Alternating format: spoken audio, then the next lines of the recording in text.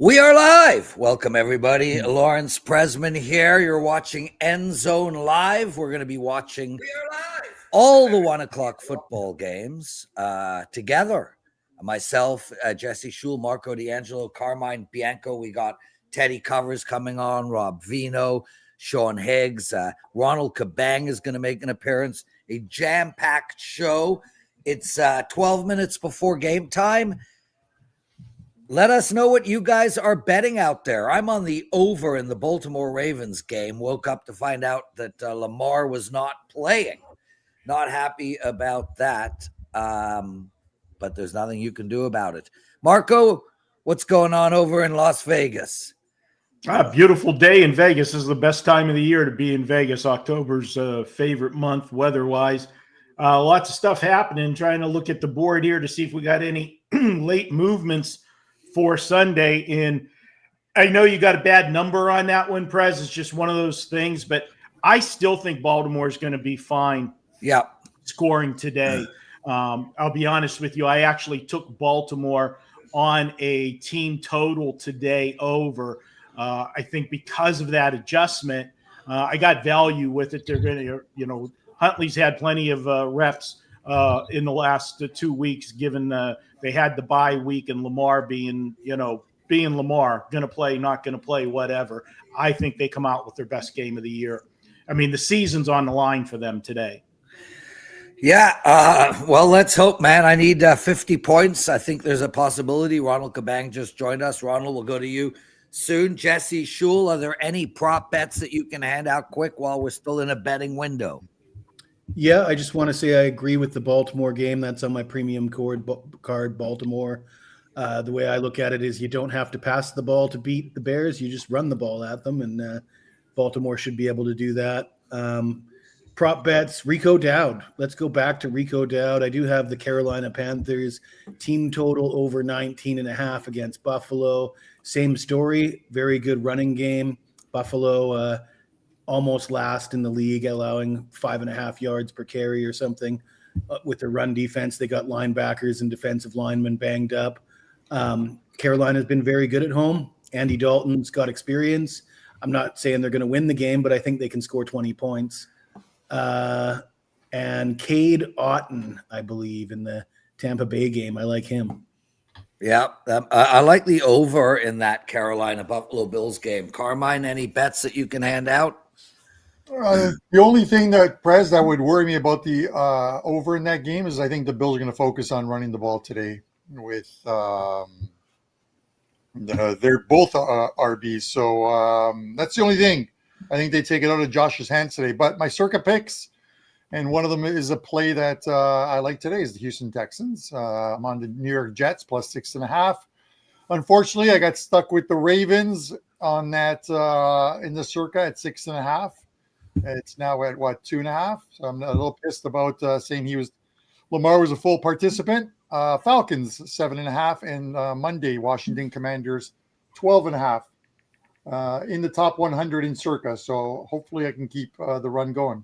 Yeah, Carm's doing really well in the circa, everybody. Welcome to End Zone Live. Ronald Kabang, how are you doing? How's NBA started? And do you have any NFL bets that we can give out while we're still in the betting window?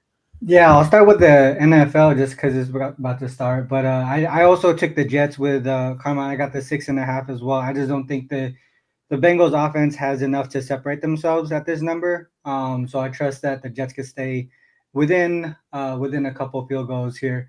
As far as NBA goes, starting amazing, 7-2 to start the season. I think up almost 15 units already throughout the first week. Doing a lot of things. So Premier League, NHL, all that stuff.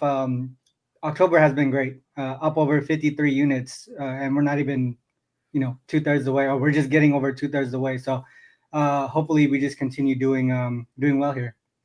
Arias just wrote, canceled his WT Insider, et cetera, et cetera. Arias, there's no scam involved. Just email customer service. We'll take care of you. We're legitimate people. We're not here to take anyone's money and not provide a product. We're not scammers we're all kind souls, and we all want everybody to win together. So yeah, just email customer service, brother. They'll take care of you. It's all good. It's all good. No need for any negativity, especially 7 minutes before game time. Yeah. So I actually liked San Francisco, Carm. A lot of people were very high on Houston this week, and I really didn't understand it. It ended up. I have so much respect for you and some of these guys that are on Houston that I laid off of San Francisco, but I didn't. I just didn't understand it, and it doesn't matter how injured the San Francisco 49ers team is; they just keep winning. No, listen, I get it.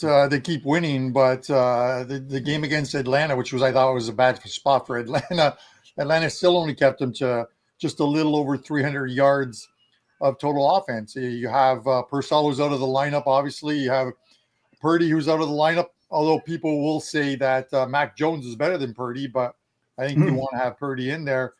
I just don't know. A couple injuries on defense. We'll see. It hasn't been a great season for Houston thus far, but at home and with that defense, they are pretty good. So less than a field goal, it's the play.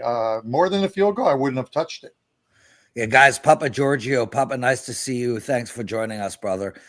Consensus on Pats for Survivor pick. My Survivor pick was Cincinnati. So, but I play long tail Survivor. So I'm not like, I'm trying to get through the first half of the season with shitty picks.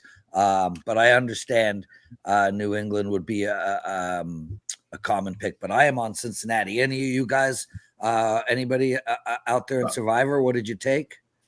I'm on the Pats, but I'm not in Survivor. That Jets game, Prez, interesting. Westgate, our friends there, they're the only shop on the strip right now. They went to a 5 on that game. Yeah. They're getting money on the Jets. And the other one that is interesting, a lot of people very popular on the New England side, obviously the way they've been playing. They're at 7. They haven't moved off the 7, but they have gone to even money on New England minus the 7. So that's definitely telling you they're getting some sharp money coming in on the Cleveland side, bringing that down to even money. Well, I know a lot of talented bettors are on Cleveland. We got South Dock. What do you guys think about Dallas minus 7.5? Firstly, I love alt lines. So yeah, I am right off the bat. I do enjoy betting alt lines. I don't see a reason to bet Dallas minus 7.5 here. Can they win the game? Sure. It's just too big a move for me. Yeah. I'm not liking that bet at all. Carmine, anybody? Yeah, I'm not taking the alt line. I have to really like a game. The numbers are tight enough as it is with the books.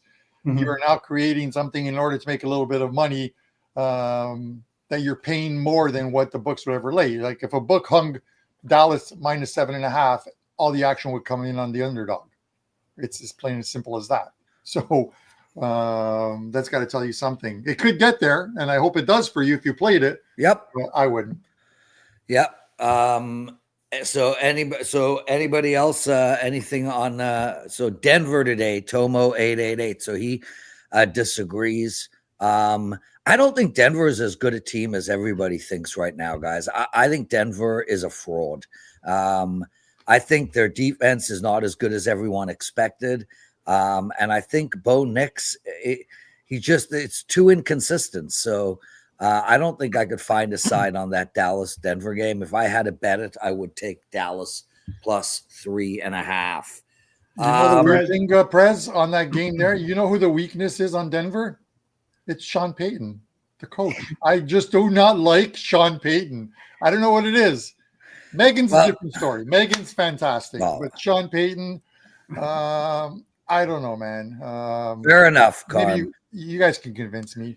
Steve has Tampa Bay, Denver, Pittsburgh parlay. I don't know if that's a money liner or against the spread. If it's against the spread, I don't like it at all. Why would you take a 6-1 bet when the real odds are 8-1? So if it's an ATS 3-team parlay, I hate it. If it's a money line parlay, I understand it. Prez, go back to that Denver game for a second. I actually like Denver in that game.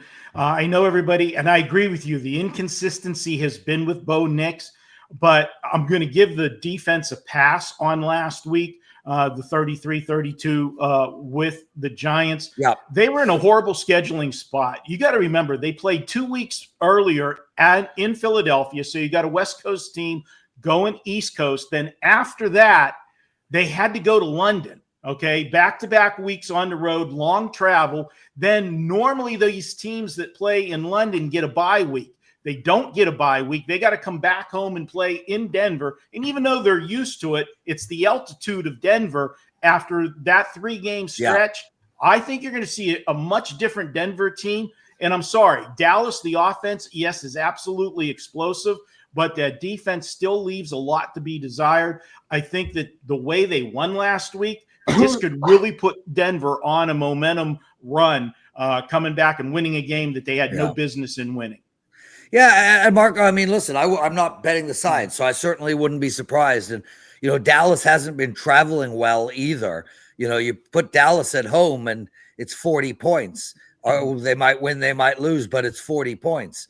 Dallas isn't traveling well, so that also, and I don't love the spot with Dallas. I don't think it's a great spot for the Cowboys.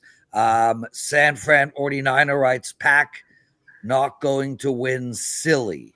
There's no need for the silly part. But if that's the case, San Fran, it seems like you know your stuff. Why don't you just, head over to the sports book and put your money where your mouth is. Carm, what were you about to say? I just want to say, completely off topic, but real quick, for those that watched the World Series Game 2 and wondering why Colonel Sanders was behind home plate there in the stands, it was a marketing ploy. They paid Sportsnet. They were the sponsor of the Sportsnet telecast. They renamed their chicken sandwich, instead of the Zinger, the Springer Dinger. And it was perfect because everyone was talking about it all over social media, talking about Colonel Sanders being in the crowd. And nobody mentioned that George St. Pierre was right beside him. No one even mentioned George St. Pierre. Well, just for the record, I think it's all about Sam McDaddy, but this is a specifically Toronto conversation. So let's move on. And just to let you guys know, our boy San Fran did put his money where his mouth is.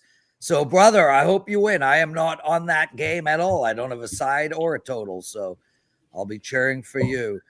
Ethan loves the Packers tonight, one of my favorite plays of the season. Well, Ethan, a lot of smart money coming in on Pittsburgh, so you can get the Packers now at -2.5 at some books.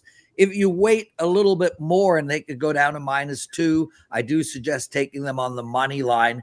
We've done a very deep dive into money line betting versus spread betting, and -2 is the number. It's going to be a slightly better proposition taking money line -135 than a -2, -110. Ronald Cabang, do you do any of that stuff in the NBA? You taking money lines? Is there a specific number you're looking at? I mean, typically like underdogs +1, +2 right there, where I feel like they're the team that's gonna win. Usually when I take a dog, I have in my head they have an opportunity to win outright. I typically try to play those types of games, just give me more value as far as like, utilizing my model and all the situational stuff that I use. So yeah, sometimes I'll do the money line with these plus money at +1, +2, where I feel like they should win outright. Teddy Covers just entered the studio. Let's bring him in. Teddy Covers, you got a 5% play going in the 1 o'clock grouping. Good luck, my brother. I know Carmine has one as well. Both of you guys, 5% plays for all you people watching. Look, we sell picks for a living. Everybody here does that. 5% is the highest, is our strongest play that we have. Both Teddy and Carm are going to be screaming and yelling at the TVs. Well, Teddy's. I have a 5-2, Prez. Marco. Yes. Marco has a 5% as well. I do not. I had a 5% yesterday, and one could say I got lucky. I We was would never on. say that. I was against Navy. I needed an onside kick to get the cover, and It's how it gets there. It's the final score that matters. Kind of like I had a 5% yesterday in NHL, Pittsburgh and Columbus, and it got there. That's all that matters. Yes, sir. Teddy covers. Anything you want to say as the games are starting? Good morning, Lawrence. Good morning, Ronald. Nice Hey. to see you, buddy. Haven't seen you in ages. Yeah, it's been a while. That's what I want to say. And of course, good morning / good afternoon to our audience. Thank you so much for taking your time to hang out with us on a Sunday. Let's have some fun. We got kickoffs. Yeah. Papa Giorgio writes, "Hail Teddy covers," and we've got Sant Ran 49er. For what it's worth, I've made 10 bets so far, cashed them all. It's incredible, dude's 10-0, and football just started. It's amazing. It's a good Wow. Wow. Was there ping pong going on somewhere in Romania that I missed betting on? European soccer, Prez. European soccer. Add to stage. Look at this. A 7-pack. Adam Trigger, what do you got going today? I have my big 5% plays in the 1 o'clock session, but I'm not sure if I'm supposed to talk about it yet. Well, we'll talk about it. We'll talk about it later. We'll go through all the 5% plays in about half an hour. Yeah, we need a ruling on that. I don't know what the rule is on that. The rule is whatever you want, dude. Do you? Well, so I'm not trying to piss people off that bought it. So yeah, so let's wait 20 minutes. Carm, can you get rid of the spammerooski, please? 1,000 of you guys watching cannot thank you enough for joining us. We give out bets throughout the games. We do a lot of in-game betting. I've actually been incredible at it. 10-2 in the last 2 live streams, in-game betting for me. So as the bets sort of happen, Teddy seems to be the driver of that. We'll let you know. I normally do wait a little bit. We're a bit too early for me looking at in-game bets. Yeah, what we need to talk about, Lawrence, is just the right before kickoff, money came for the Jets and money came for the Texans. Cincinnati got bet down to 5.5, and Houston, there was even a 3.5 out there for the Texans. So the very last wise guy moves of the day, or at least for the early games, were on the Jets and the Texans.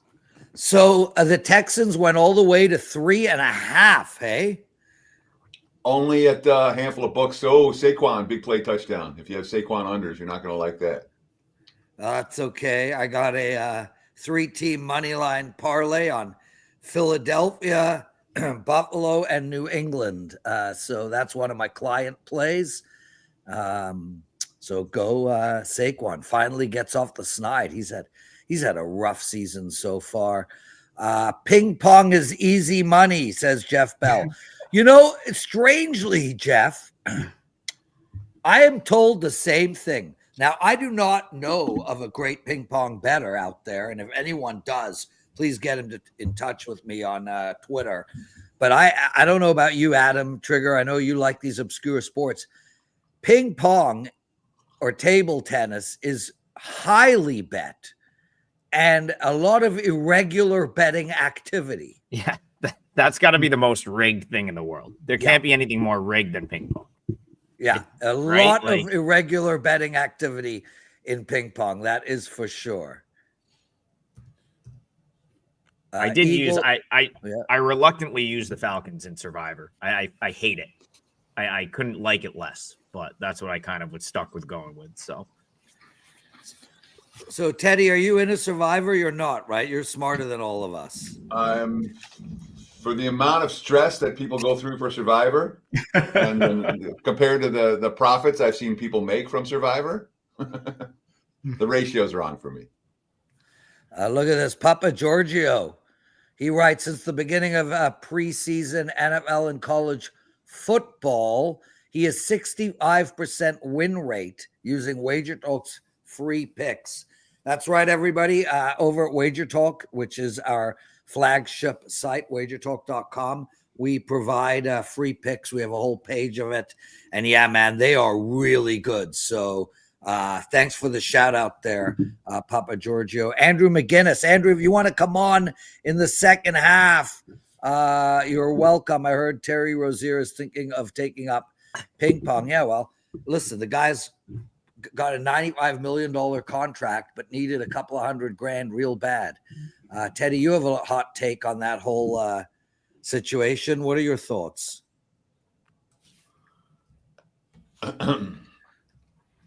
Okay, then. Interesting.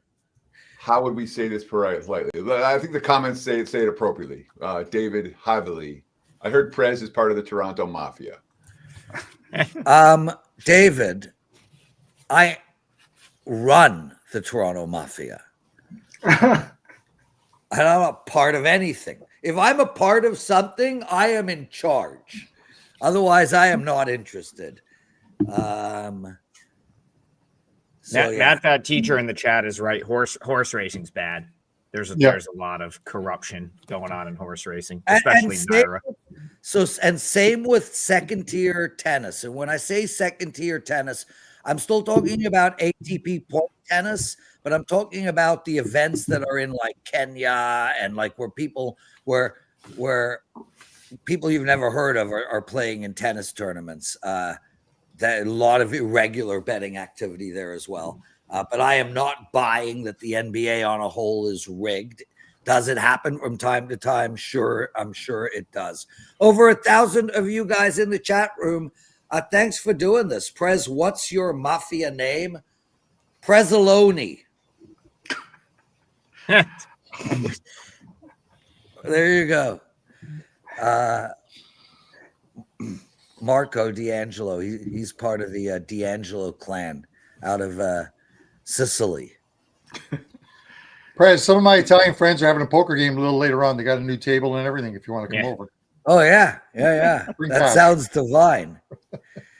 Prez needs – we're not going to – Papa, Prez needs to replace our Ontario Premier. I actually bumped right into him a few months ago. But we're not going to be discussing politics on this show. That's Prezaloni. Mad Fat Teacher, welcome to the chat group. I've been watching your arena tour. Tell us about that. And guys, check out Adam Trigger. Give out your TikTok, your socials, because you're doing a pretty cool thing on social media. Oh, yeah. So I was posting the ones that I didn't post last year for whatever reason. I had like 4 or 5 left that I didn't post, but it's pretty much, I've been doing this for a few years at this point. I just try to get around a little bit during college basketball season, try to hit like 25 different games, wherever, different parts of the country, usually, stuff that either fits my schedule or I've made a friend somewhere where I can getting access is the big thing now. So if I can get credentialed somewhere, I go. And so I usually sort of play off of that. But I'm trying to get to at some point in the next, like I gave myself like 10, 15 years. I want to get to all the Division I college, like all 300 and whatever it is, 64 now, I think 364. They seem to sneak a new one in every year. This year, it's the University of New Haven in Connecticut. The New Haven Chargers are now a Division I team. So it grows every year, but I'm trying to get to all of them. And I think Brian Power and I, the first weekend of the season, are going to go to a couple in the Ohio area. So I believe my first game of the year will be Toledo on Saturday the 8th, if anyone's in the Toledo area. And then I think we're going to drive up to East Lansing for Michigan State, Arkansas. So that's what we're going to do. Yeah, I'll be around. David writes, Trey, get credentialized or whatever and come to NC State, Duke, or UNC game. He'll pay for drinks. So, David, we did NC State a few years ago. I did that, I think, first or second year. I do need to get back to Duke, but my sister actually went to Duke. And that's probably one of the coolest sort of sports, I guess, things that I've ever experienced is the fact that, like, when she was at Duke, she went there for grad school. And her and anyone she knew in grad school was far too busy to like go to basketball games. They were there to like actually learn and work and stuff like that. And so it was pretty easy for me. All I had to do was grab an ID of one of her classmates. They barely checked. stand out in line for not nearly as long as the undergrads because that's more in demand. But the grad school kids have a different seating at Cameron Indoor. So they put the grad school kids under the baskets, and then the undergrad kids get the sides, and then they just fill in wherever. And so basically you go and you stand in line, and it's literally, they count you off. And if you're number 79 and they only had room for 78, too bad. You just gotta leave. Yeah, shit out of luck. Yeah, but I got into like I think I went to 3 Duke games during the time she was there, and just an incredible place. I can't wait to get back. I doubt they'll give me credentials. The Power Fours are a little tougher. If I go to like Mountain West A10, I almost always get them now. But the Power Fours like to, they're like, who are you? Why do you deserve to come here for a game? I've gotten that from the Power Four school. So Power Five, we got a 4th and 1 from Houston. They're going for it. I'm sure you guys are ahead of me. Anybody watch the UFC last night? Anybody have any money on that disaster? Let's talk a little football. Go ahead, Teddy. Talk football. Yeah. I mean, there's they got it. We're talking about college basketball. We've had field goals. Cincy settled for 3. Chicago first and goal had a false start penalty, and they settled for 3. Cleveland got a stop. New England settled for 3 from the first and goal. Buffalo settled for 3. So the only touchdown so far today is that one Saquon run. Everything else has been field goals so far. Bad news if you have overs in some of these games. We're seeing the live in-game totals being bet down as a result. Lots of under money flowing in-game right now. Jets and Cincy down to 42.5, 39.5 for San Fran. Houston down from what it was, 41.5. Chicago, Baltimore now. That game was lying at 50 when they thought Lamar was going to play. Miami, Atlanta's down to 42.5. So 39.5 for Cleveland, New England as well. So lots of under money coming in so far with the field goals, not touchdowns, or start for today. Yeah, early days. I'm on the over in the Baltimore game. I released it to my clients when I expected Lamar to play. That didn't go well. Jesse Schul, I'm going to give you the screen, man. Let's see what you're eating. Look at this. Jesus. That's a 1 a.m. snack right there. Jesus. And now, do you finish that? Do you eat that whole thing like that's all gone by the end of this? Can you guys hear me? Yeah. Yeah. Oh yeah. No, it's huge. I mean, it's just so daunting, but I drink 2 bottles of wine during the show, and that helps get it down. Jesus, I'm a pretty big fella, so I can handle it. Carm can handle 2 bottles of wine too. No, I'm not a. No. I don't drink much, Prez. I know you think I do, but I don't. Some wine. He thinks I does, but I don't.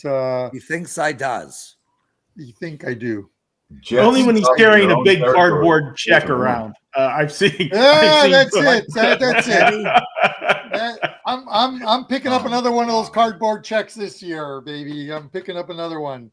Yes, Teddy. What did you say, my brother? I said the Jets went for it from deep in their own territory on 4th and 1 and got stuffed. Yeah, that seems very Jet-like, if you will. Teddy, what kind of line can I get if I want to live bet the over in the Bills-Panthers game? You can get right now, I'm seeing 44.5 with juice /45.5. So no value there. That's what the total was, right? Wasn't that the closing line? In the 47 and a half. Yeah, 47.5. It's now 45. Very slight amount of value there. Yeah, it doesn't feel right. Wait, Miami, Atlanta down to 42.5. Miami is driving, though. They got it at the 22-yard line or so. Probably even closer now. 3rd and 1 coming up. It is cold where I am, guys. Unfortunately, as you can see, I've got the there it is, the heater on. Nice. With my Tim Hortons, so there is no charcuterie or wine for me. which is why I'll be cutting out early, probably at the end of the first quarter of these games. Let somebody else on. Drinking? Andrew McInnes is there. What's that? You're going to cut Yeah, I early can start drinking then. That's it. I can start But wait a drinking, minute, yes. you're coming back for the second Just half. go and show you're allowed to drink I on will be air. back for. I will be back for the second half. Absolutely. Houston field goal. They used up over half of the quarter, got stuffed on third down, had to settle for a field goal. 3. I like that, Marco. I'm on the under in the Houston-San Fran game. I got it at 42. It dropped to 41 right before game time. Now that total is at 37.5. And although I'm not going to bet that, I do like the under. I do like the under 37.5 in that game as well. 45.5 for Cincinnati and the New York Jets. Anybody? The New York Jets now minus 9.5. Buffalo minus 8.5. Anybody see anything out there that jumps out at them? Philadelphia Browns. You like the Browns? I like the Browns a lot. They just scored a touchdown. We like who the big plays are on. I'm very interested in the Cleveland New England game. I'll leave it at that. All right, Prez. I will see you guys in the second half. I'm out. Okay. Carm, lots of love, brother. Yeah. I'm drinking. All right. Good luck, boys. Take it easy, Carm. Yeah, Cleveland with a touchdown. What do you think of this new quarterback in Cleveland? I thought the Browns had a pretty big chance today. Of course. So, I guess it's fine. It's, what is it? 20 minutes in. My 5%er is the Jets. Not real thrilled with the start. I kind of had the same, the same mindset was it's like, I thought it was ridiculous the Patriots were that big of a favorite. I thought it was ridiculous the Bengals were as big of a favorite as they are against anyone. Ultimately, I think what kept me off the Browns was like they played so good. They played so good and they just trashed a team last week. So I was like, all right, is this the best spot for them? But I'm kind of kicking myself. I feel like I should have maybe played them equally instead of gone big on the Jets and not to touch the Browns at all. But I don't. I think the Browns are playing better football. Like, I don't mind them being a team like you're targeting right now. If that's the case, certainly would sell the Patriots at some point. Maybe this was the spot to do it. Papa Giorgio, Prez, are you going to WSOP in Montreal? Yes, I am, Papa. I'm going on the 6th of November, and I'm going to stay probably through the whole series. I'm going to figure it out, but I'm definitely going, and I'm definitely going to play a lot of events. Thanks for asking. Touchdown Cincinnati. There we go. I would lie. I hit my live bet last week on the show with the Vikings. I think you should live bet the Jets right now. It was a similar scenario where I think the Vikings, we live bet them at 14-3 on the show, and it got there. And now obviously the Jets couldn't have had a worse start. So time to jump it. There we go, guys. We have our first official live bet. Adam, 12.5 at Fanatics, 11.5 at globally, 10.5. Yeah, I mean, there's a 13 at 411, but on a whole, it's minus 11.5. That's the number we're going to go with. That's fine. We'll go with that for a Rico Dowd. Rico Dowd breaking big plays. Yes, every day, every week, and you tell us every week to bet everything. There he is, Rico Dowd down to the 18. 3 carries, 34 yards. His rushing yards total was 50 today. 1,200 of you guys watching live, hit that like button. Let your friends know what we're doing. We do this every Sunday. We basically live stream for the first group of games. We provide you guys with live bets, information, etc., etc. So yeah, let your people know. Let's get more people watching. It's super fun. Richard Lockhart, nice to see your name. Richard is on Jets in a 6-point teaser already. Good luck with that. Eagles missed a field goal. Doinked it off the upright for the Eagles right there. The amount of missed field goals is spectacular these days. I mean, that was a 58-yarder, but still. They can hit everything. There's been more 60-plus yard field goals in 7 weeks this year than there was for like a 36-year span. All right. So the long kicks, the fact that the kickers can use the balls, their own balls, they have the special balls they can break in, makes a big difference. But the accuracy from inside 50 isn't any better than it's ever been. It might even be worse than it's been in recent years. Mm-hmm. Fumble, so, Carolina. Buffalo just picked the ball up. Andy Dalton. And they were deep in Buffalo territory, too. Yep. Yes, Baltimore post-buy looks like Baltimore pre-buy. No first downs. So when something like that happens and we see Carolina moving the ball and then they fumble it, do any of you guys look to say, okay, they're moving the ball up and down? Carolina plus 10 right now. Anybody interested in that bet? Yes, 10.5. 10.5, Teddy, and you would make that bet? I would be very interested in that bet. Total? The total in that game right now is 40.5. I think you got to look at the over. Yeah, I like over 40.5. Book it. Yeah, book it. So we got an over 40.5 in the Baltimore game. What, Teddy? Where are you seeing 40.5 for Buffalo, Carolina? At Sports and Odds Logic. No, 40. No. It was. It's now 42.5. Okay. Well, it was there for a second. So what do you want to do? 42.5. Are you interested still? Still interested. I'm interested in Carolina plus 10.5.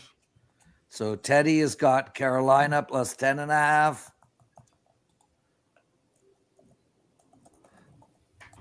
I'm actually going to write this down. JS likes over 42.5. Carolina and Trig, you made a bet on Jets plus 10. I think it was whatever it was, plus 11.5. Yeah, 11.5. Yeah, 11.5. I did get a good number for my clients. I had that out earlier in the week at 6.5 minus 110. Will, from the looks of the start of it, will very likely be a trophy. But no, it's a long game. It's a long game. I don't know what they were doing going for it, where they decided to go for it in the first quarter, but hey. Aaron Glenn's struggling right now, Yeah. I mean, he really is, which is a shame. He was. I have nothing but respect for Aaron Glenn as a coordinator, as a player. His first head coaching gig is not going particularly well, and I don't know if he's. Right now, Aaron Glenn's the most likely candidate to be one and done. The Jets have played. It hasn't exactly been an easy schedule for them. I mean, they've played a lot of good teams. The only game that you could really look and say, okay, like they maybe. And I don't even know if they should have won this because it was a road game, was the Dolphins. Other than that, like every team they've played has been, I believe, either 500 or better. I think the one 500 team they played is the Cowboys, who, you could almost argue that they're a little bit better than 500 since they've got that tie with Green Bay. And they've been in a lot of these games. So that's kind of why I expected them to be in this one. They still could, but certainly not the start I was hoping for. So we'll see how they respond. New England punting. Cleveland's defense, man. I tell you, if I'm Myles Garrett, I'm so frustrated. Like, you get one life on this planet, one career. You're going to wallow in despair in Cleveland until it's time to retire. I had a question for live bets. Do you guys wait for multiple explosive plays or game-changing plays before making a live bet? Or as soon as you see one that you feel like shouldn't have happened, do you make that move right there? Teddy, anybody want to go? So I like to. I'm not. Go ahead, Teddy. I'm not all that worried about the explosive plays. Yeah, necessarily. That's not how. Like in the NBA, when we're live betting, we're going to live bet after the team made their run, or we're going to bet the team that just called, where the coach just called timeout and discussed. Motherfucker. In the NFL, we're kind of trying to do the same thing, where you're taking a little bit of extra value with teams that do numbers that you couldn't find before kickoff. It's just a basic buy low, sell high strategy. Touchdown Miami. Yeah. So Ronald, I mean, like, things for me, for instance, I like the under, and I'm on the under 42 in the San Fran Houston game. So if those teams came out and scored, on their opening drive, touchdown, 14-0, total of 53, 7 minutes into the game, I'm looking to bet the under large there. So I'm looking to find the same bets that I originally like at a touchdown, 7 to 10 point higher than the opening line. That's sort of how I try to approach it. And you're expecting reversion to the mean, Yeah, exactly. And I expect it to come back down. Shane Russell, welcome, my friend. He loves the Packers team total over tonight. A lot of people have found interesting ways to bet tonight's game. Half of you guys like Pittsburgh, half of you like Green Bay. Let's go down the pack here. Green Bay, Pittsburgh. I like the over in that game, but I won't be betting it. Adam, what do you think of the Green Bay Pittsburgh game? I like the Steelers. I haven't bet it yet. I don't know if I definitely will, but that's sort of the other thing. That's the other thing like on my radar for today. I'm going to kind of see how the Jets fare and regroup. I don't think I have any action at 4, so I'll probably decide around then if I want to get involved or not, if the number's still there, of course. And Jesse, any thoughts on that game? Love the over. I just think Pittsburgh can't run the ball on Green Bay. They're going to have to pass. Green Bay is going to have success passing as well because Pittsburgh can't stop the pass. So the total looks a little low to me. There we go. Teddy, any thoughts on that game? I wasn't close to making a bet on this game. Nope. I feel Green Bay is definitely the better team, but I've been burned by the Packers already this year. They've been overvalued in the markets, and the defense hasn't been as good as I thought it was going to be. So all those factors together, just touchdown Giants. I passed. Yeah, and 6-0 Bears. Ronald Kabang, thoughts on the night game? Yeah, I'm on the Packers. I think what Jesse called out as far as like kind of making the Steelers more one-dimensional. They're gonna stuff them on the run, so they're gonna obviously try to pass. And if they're gonna expect that, I'm hoping that they could just be able to stop the pass as well. So making them one-dimensional, making them kind of be towards a lower type game, I guess. I think that's going to benefit the Packers and their play style. And Marco D'Angelo, who is from Pittsburgh and a Pittsburgh Steeler fan. And just for the record, I've been to Pittsburgh once, and I thought it was one of the nicest cities in America. Marco, what do you like in this game? Well, one thing I'm going to say is everybody wants to make the narrative about Rodgers, facing his old team, and he's got, an axe to grind. We got a big play for Houston in progress right here. They're down to the 30. When I see these, and I'll go back to week 1 when I was on the Jets, and I said, you know what? Everybody was talking about Aaron playing the Jets because they let him go. Well, you know what? Justin Fields was pumped up for that game too because the Steelers let him go. Jordan Love had to sit and wait his turn to get his chance for Green Bay. He sat there quietly, and we had that whole ordeal when they drafted him the way that, Aaron Rodgers, let's be honest, he was an ass about it. He was upset with the organization for doing it. I think Jordan Love is just as pumped up tonight. And I can tell you the Steeler defense is not as good as it seemed earlier in the year. That was smoke and mirrors. And last week I was on the over, but that was a different style of offense that Cincinnati has. I think that this is going to be a game. If I played the game on the side, I would take the Packers. I'm on the total, and I don't want to, upset the paying clients, but I do have a play on the total tonight. Right. There we go. So those are our thoughts. We have a different group of guys in the second half. So stay with us all the way through to the end. We'll do that again. And we'll also go through the Kansas City Washington game. 6-0 for Chicago. -2.5 was the Buffalo line once Lamar was said he wasn't going to play.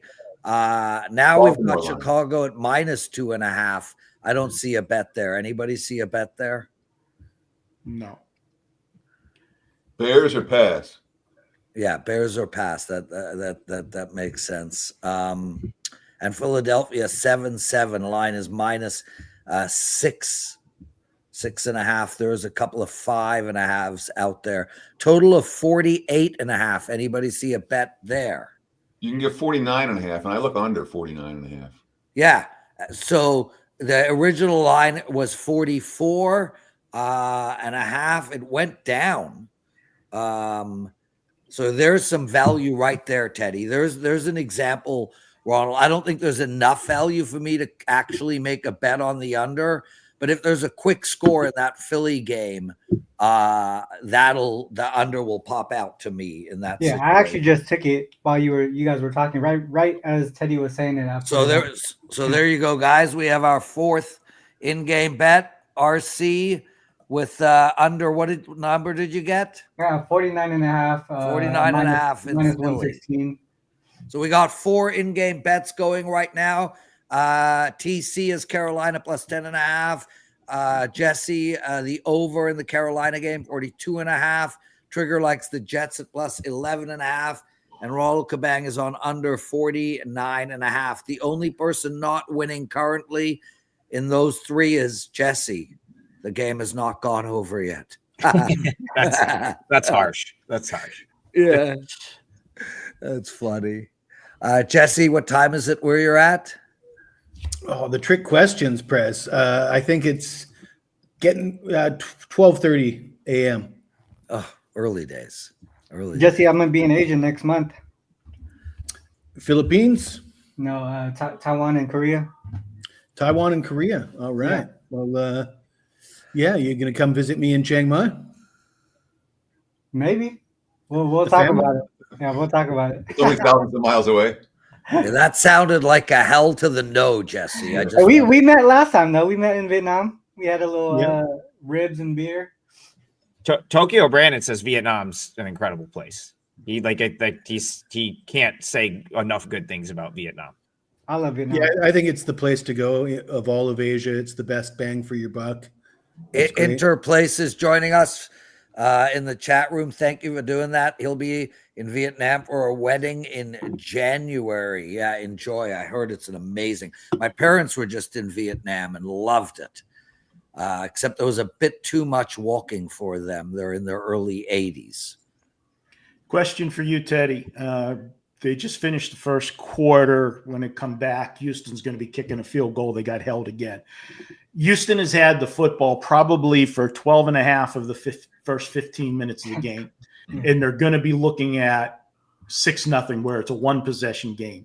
When you're watching a game in that fashion where one team has totally dominated it, and we've all been there, you know, if you have the Houston side right now, you're MFing all over the place because you're one play turn, you know, you're behind.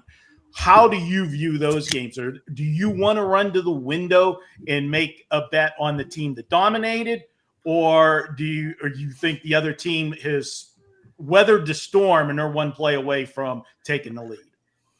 So yesterday, the Iowa State BYU game. Iowa State dominated that first half, completely dominated it. And at the end, they give up a late touchdown drive. They throw a pick. And next thing you know, it's a 7-point game at halftime in a game they should have been up by 3 scores. When you have a scenario where a team has dominated, but the scoreboard doesn't say they've dominated, a lot of times I'm looking to play the other side. Yes. The team that's been dominated, because this team's played as well as they could play. They did not take advantage of their chances. As the game progresses, you expect the other team to get more chances, and you worry about that team that was executing well in the first half, except for in the red zone. You worry about their ability to redo it. Of course, BYU blew out Iowa State the rest of the way. So I'm not necessarily looking to back them. I like Houston in the game, but I'm not necessarily looking to back them now after they've played well on the field, but not on the scoreboard. Yeah, Teddy, I agree with that. But Marco, I also think you have to add the who is coaching as well has to be taken into account. You got a guy like Shanahan and the San Francisco team, Sala, and on the defense. These guys are being dominated. They'll fix that. I'm not suggesting that they're going to go and win that game, but that's too good a coaching staff to not be able to make adjustments. So I agree. I would look to be betting the team that is getting dominated. But that's a great question. And it is 6-0. They put the field goal through. Yeah, I'm on the under in that game, so holding my breath. That is looking very good. Yeah, shut up, Marco. I don't need your shit. I'm on the over in the Baltimore game because Lamar was fully practicing. Yeah, that affected my handicap too. You don't like it when they give information, where you get the official report that says that Lamar practiced, and they're like, "Oh, by the way, he didn't practice and he's out." Yeah, supposedly the league is looking into that. Yeah, well, that does us a lot of good. Doesn't help us at all. Yeah. Thanks for nothing. So Miami is up 7-0, guys. Tennessee. If you like, anyone likes Tennessee plus. He said 14.5. Don't catch 14.5. Catch 15.5. That's available now. You can get that at DK. You can get that at Circa. Guys, anybody interested in Atlanta at -3, -2.5? Actually, I'd be interested in them doing something positive. Yes, I don't know if I want to bet that, but I need them for Survivor. Where did they? They're down right now. Are they going for it on fourth down? It doesn't looks like they're it's going it's fourth down, and I can't. I got to get that game up. Hold on. Really bad spot in the Baltimore game. Wow, let's see where they line that up. Nope, 1st and 10. So let's go Baltimore. Let's get this back into this over, please. Atlanta made the first down too. Good. I just feel like so the one entry I have left in Survivor was unfortunately kind of chalky to this point. So why did Atlanta just kick a field goal? No, Atlanta kicked the field goal. My bad. We'll take it. I'm like, I ended up with weird if they're kicking that field goal on first down. Yeah, made the first down and I ended up with basically it was between the Falcons, the Eagles, or doing something like going Texans, and I was very close to using the Texans, and then ultimately because of course they're without London. I didn't think Cousins in for Penix was a big deal. I just I got to be honest that this is. I was curious to see what you guys have to say about this. The reason I didn't use the Eagles was a couple of reasons. One, I do think that there's better spots ahead for the Eagles and the Falcons. So because I was close with those two, I took the one that has less future value. But two, I think the Giants have played awesome. Even with the collapse in the fourth quarter, they continue to play good football. I actually think that they're a much better team than they've gotten credit for in the market. May picked. But the schedule's really tough. I'm curious. Do you guys think the Giants, what's your outlook on the Giants? Did anyone bet the Giants today? No. Because I didn't see many Giants. I don't think there was a soul with a Giants ticket out there, which is surprising to me because they continue to cover. Even though they lost last week, they still covered, and I feel like they were pretty publicly backed. But I did not see anyone on the old X app hyping up the Giants today. So that's why I was curious. I was on the under in that game. I wanted to see what Jackson Dart did first time facing a team for the second time. Yeah, I definitely think that was the argument for the Eagles, right? They just got embarrassed by the Giants in a prime time. You would think that they would come out focused today, but Bills settled for another field goal. 6-0 Buffalo. The under is now down to 40.5, 41.5. I'd be interested in the over there. Not ready to make a bet.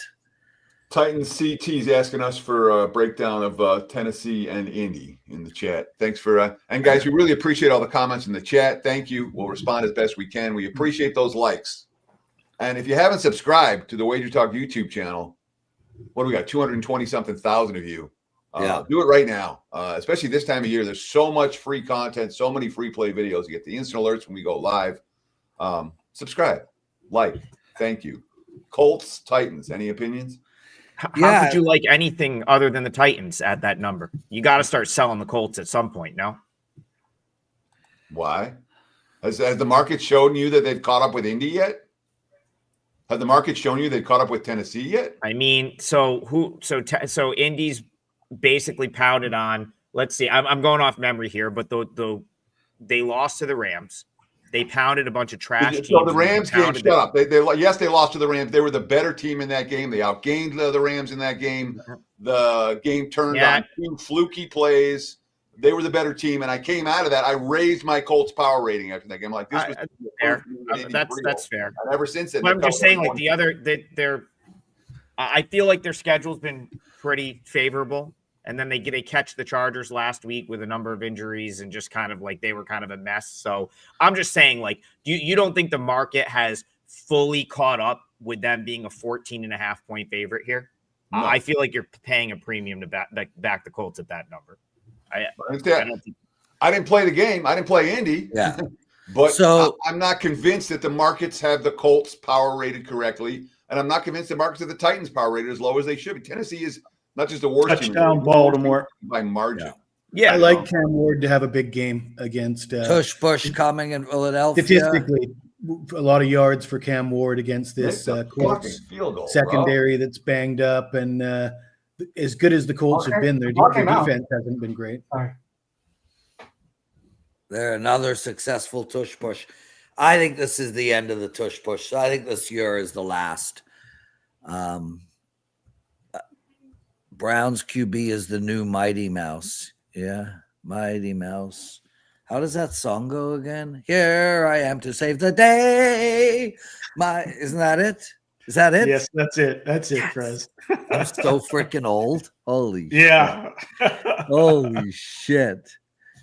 Where did missed field goal for the Browns? Yep. That's what I was swearing at. Sorry about that, Teddy. I need New England. But I'm happy if you cover. I just need New England to win.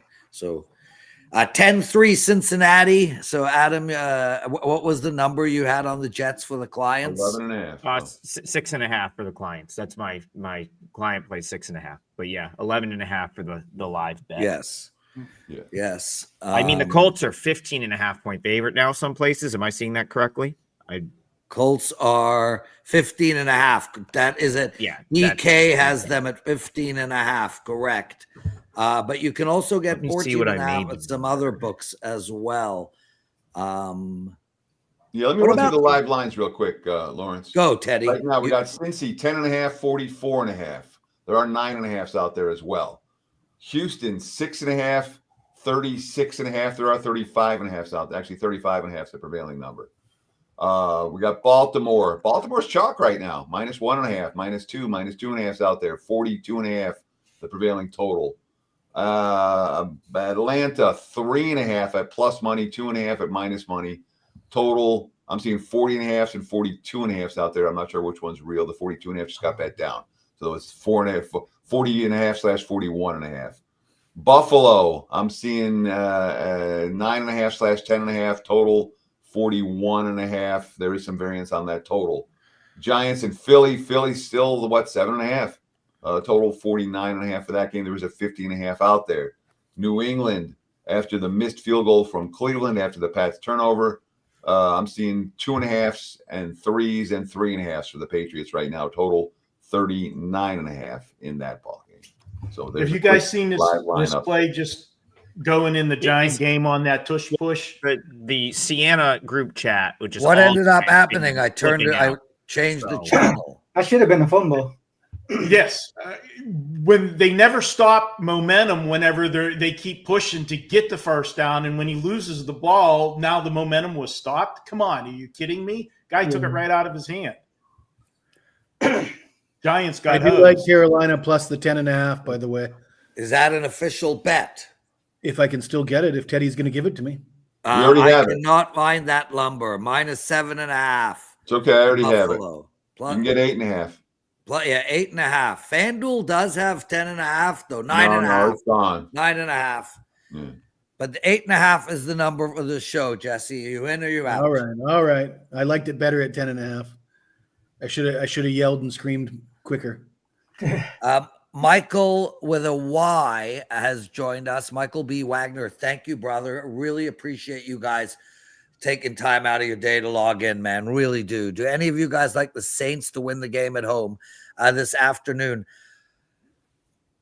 No, I listen. I lean on Tampa, but I'm not betting this game, so I really have nothing definitive on that at all. But no, I'm not betting the Saints to win ever again. So, Adam Trigger, thoughts on the Saints Tampa Bay game? I mean, People still bet against Baker Mayfield. Yeah, I don't. That's one like maybe if you had like a big in-game number, I might like a little bit better. Like if the Bucks get out to like a big lead early, like we're not going to be on the show for that. But like let's say that game was happening during this show, and the Bucks took like a big early lead. That's probably one I would in play potentially. I mean, this game's over. The Jets have no chance. I don't know why I thought that this was a good idea. I mean, Adam, listen, I'm not here to upset anybody or to have hindsight or second guessing.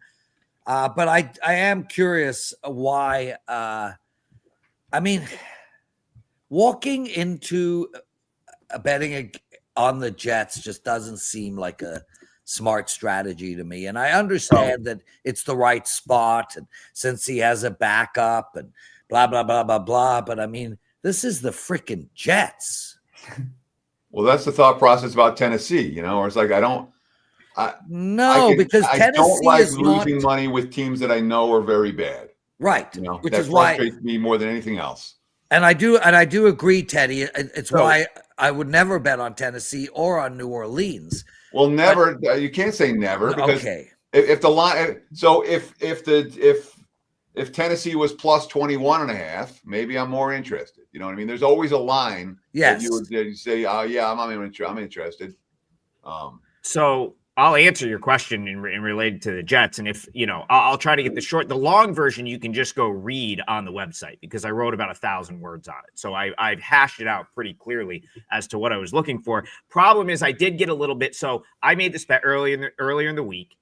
I thought Taylor was going to be the quarterback at that time. Now I went back in and wrote in there, it's not going to change my bet because I don't feel like there's any like drop off between the two. I have to be honest though, like I would have preferred Taylor over Fields. Like yes. I did look at that as a slight positive. The one game Taylor played front to back was the Bucks game where they covered and nearly won. And then if you look, I mean, the Jets have not played, in my opinion, like an 0-7 team. Like if you were to look at all the quarters of football they've played so far. First, like they've played pretty much good teams the whole way. Every game's been competitive for the most part. The one game they got blown out was the Cowboys. Other than that, 2-point loss to the Steelers. Oh, I'm sorry, the Cowboys and the Bills. 2-point loss to the Steelers. 2-point loss, last second field goal to the Bucks. Lost on Monday Night Football on the road by 6 to the Dolphins. 2-point loss to Denver on a neutral field, a game they absolutely could have won. Last week, the defense didn't play bad. They only gave up 13 points, but they only scored 6. So it's like, I just felt like they've been there. And all I was asking was them to be there in this game, Prez. I wasn't asking them to win. No, I get it, dude. All they need to do was be there. Like, I get it.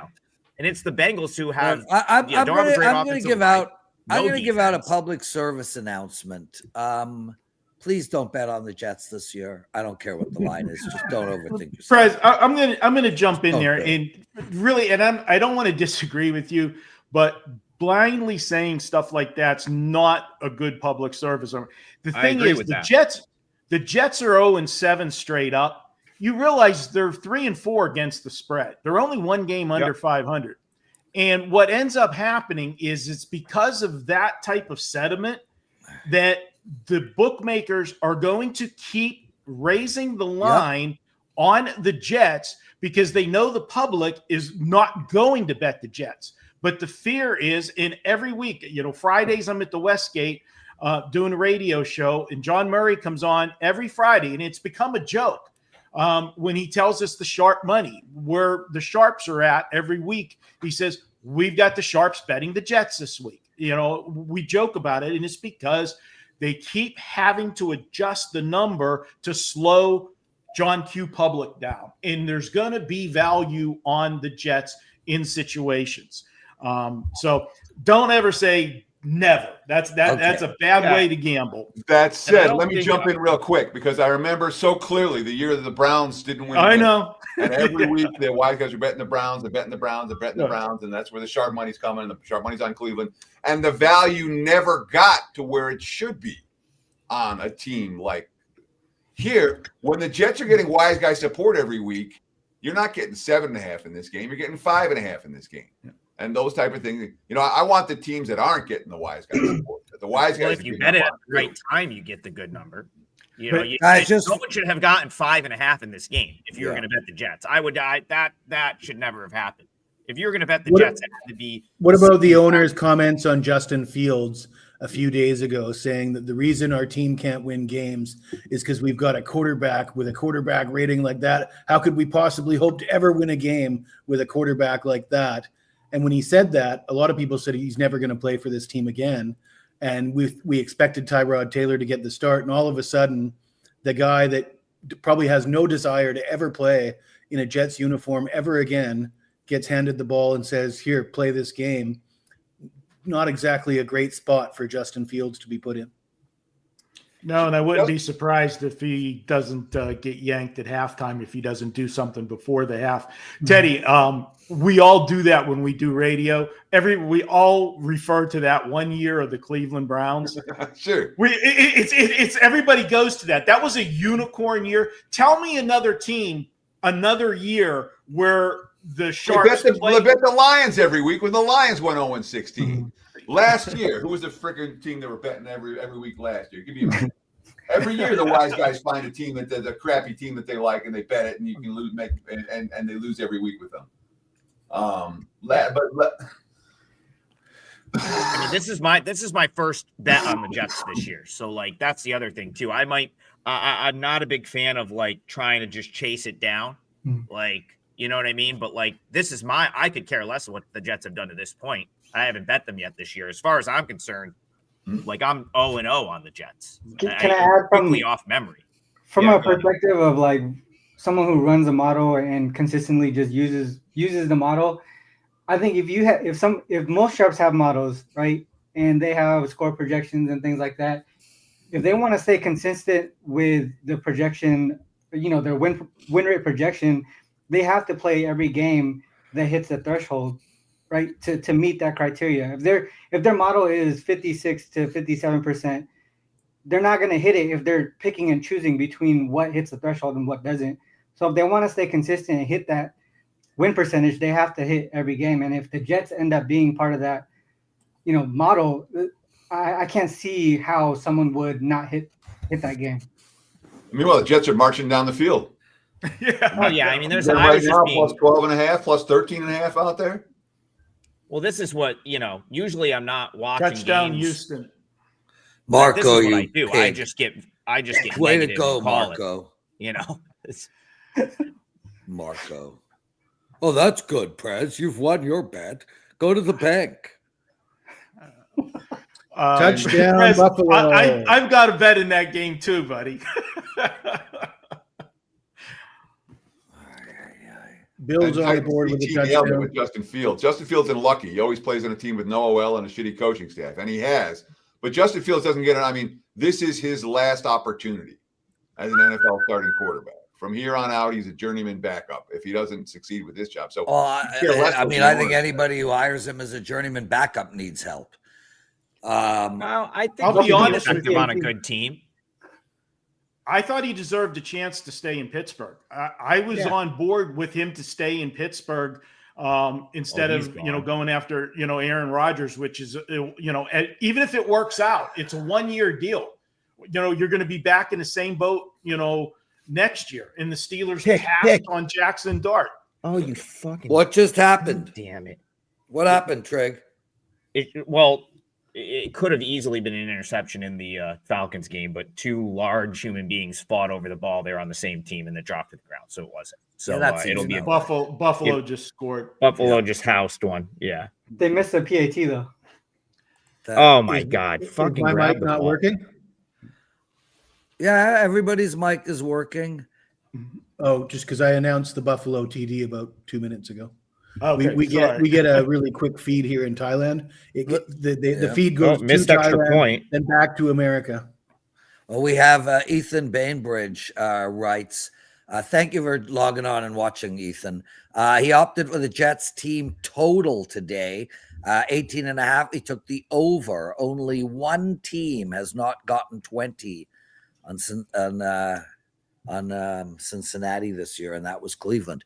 That's a nice way to find a bet in that game, Ethan. I don't know if I'm with you because I can't bet the Jets to score. They're going for it on 4th and 2. Yeah, I mean, what are you going to do? You're down 17-3. You're going to keep taking field goals when you get down there? Yes. You should be able to get 2 yards again. Cincinnati does not have a great they should be able to get a push here. You're live again. Justin Fields with a beautiful throw. Oh, okay. 17-3, second quarter in field goal range. I have no problem taking 3 there. You're down 11. You're down a touchdown, a 2-point conversion. It's a big difference between being down 11 and being down 12. When the Jets end up covering this game, you're going to have to put on a brave face and pretend like you never lost. It's not even that, Jesse. This is if we were to have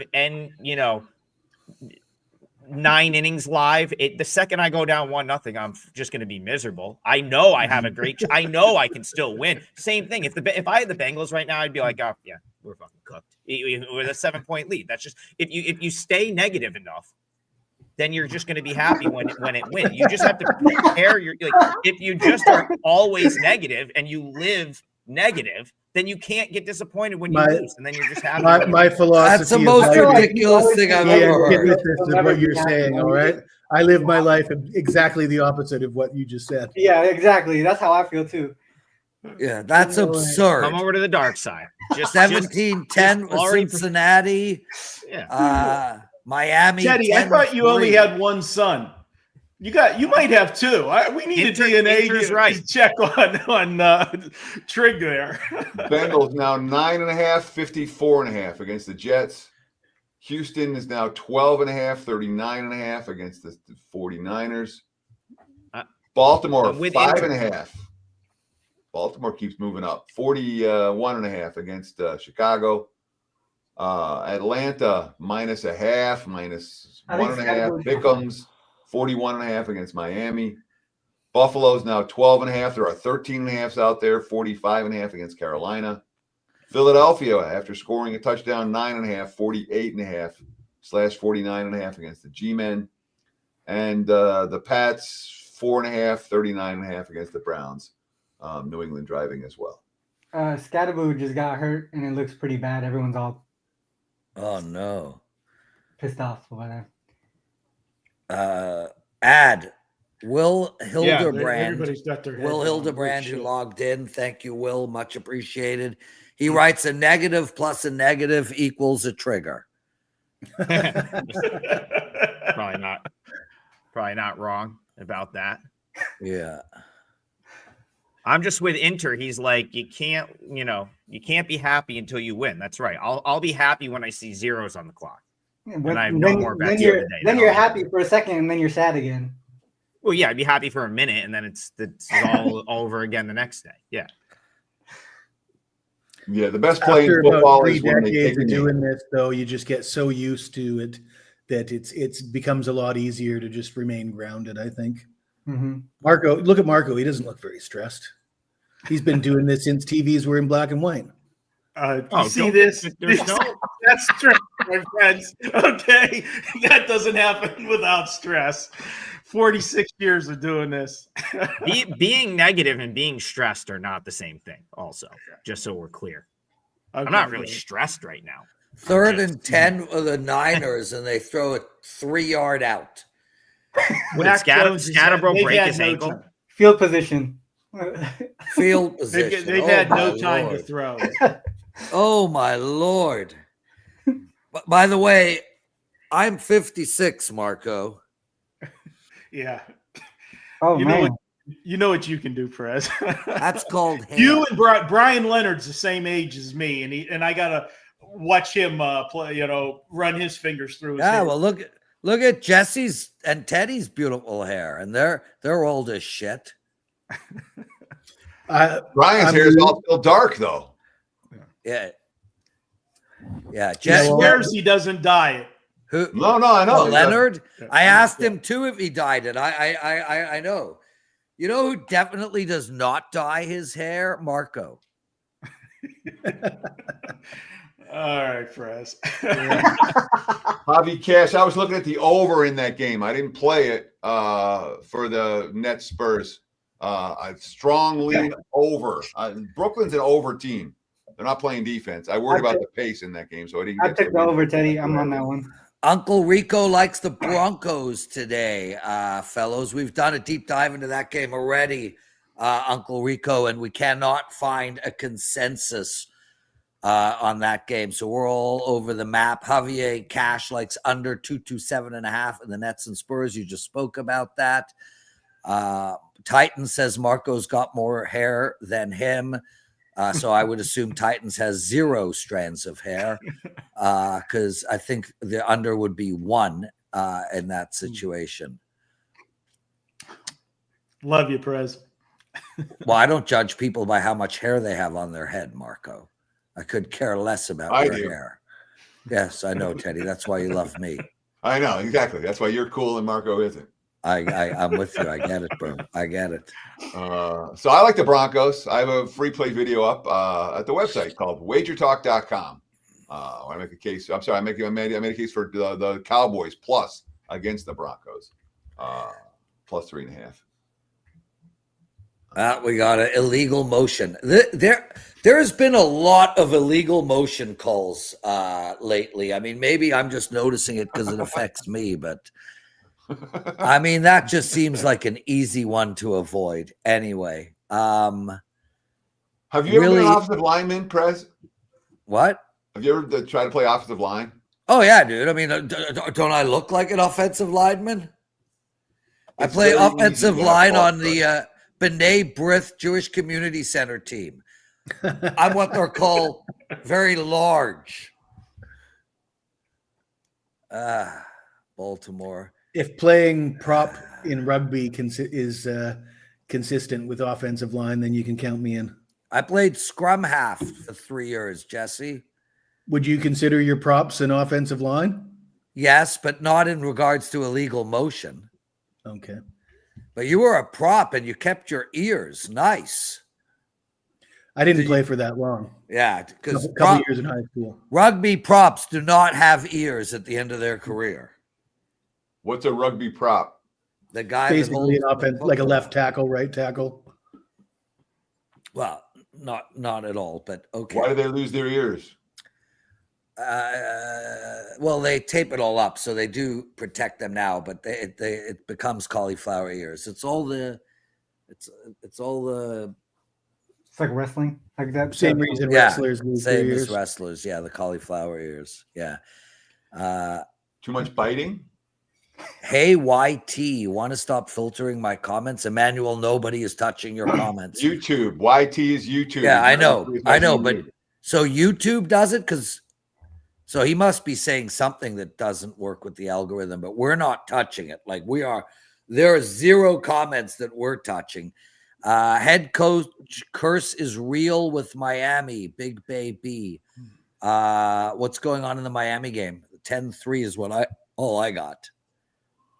Yeah, Kirk Cousins is looking like Kirk Cousins did before he got benched for Michael Penix last year.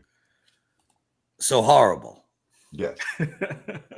Excellent. Hence why he got benched. Baltimore 10-6. Maybe we could get like some kind of like miracle something, because I need 50 bloody points in that game, and I don't think it's going to happen. Emmanuel, I'm sorry about it. Trench Lord Tory. Come on, anybody with the name Lord has to be spoken to. Question, fellows. How many years did it take before you knew you were really good at handicapping? Really good or good? Really good? I'm still learning. Good. A good 3 years. Marco?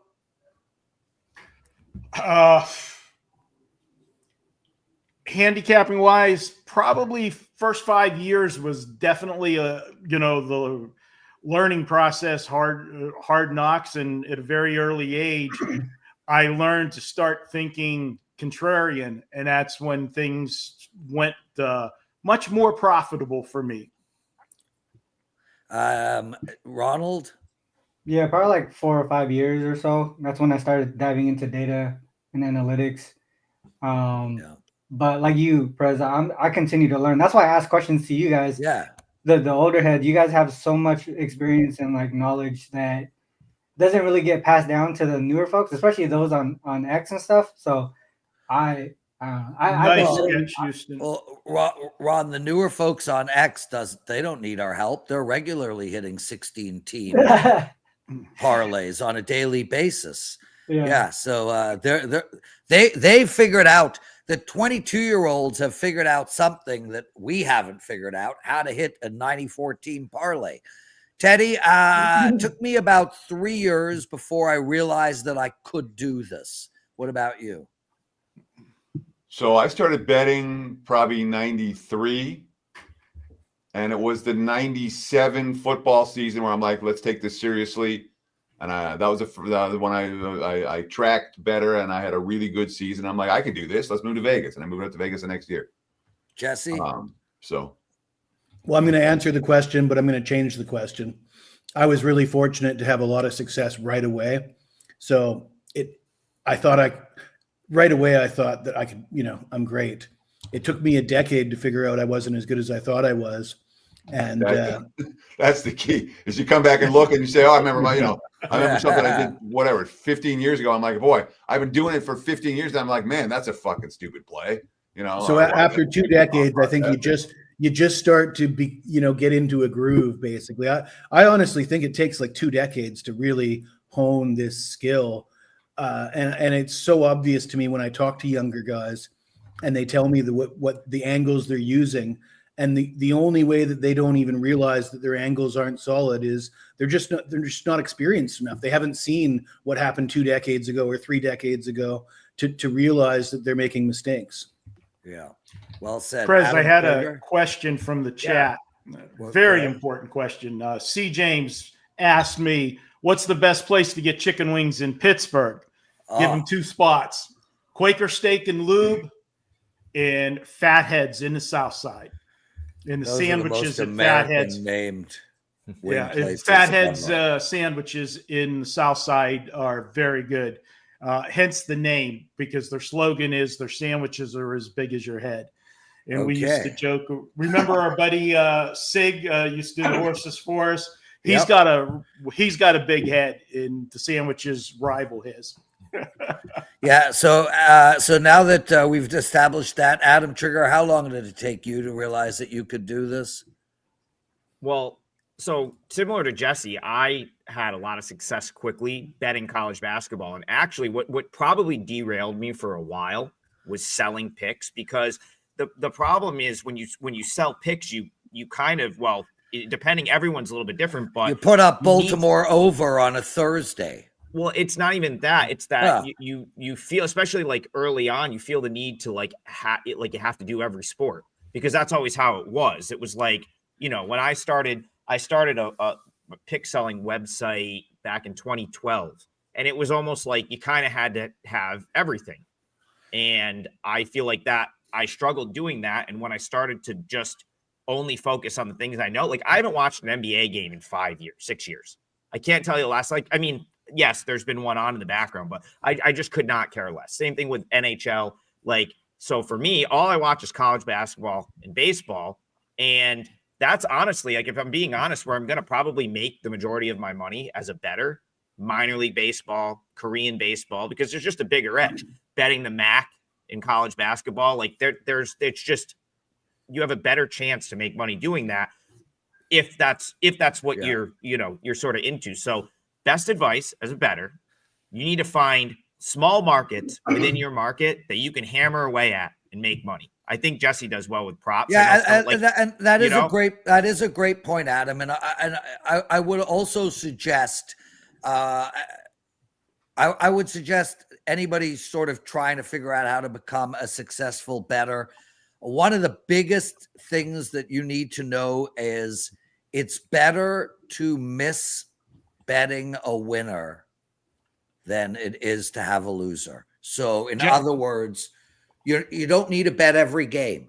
You just need, it's better to not bet sometimes. A no bet is a bet.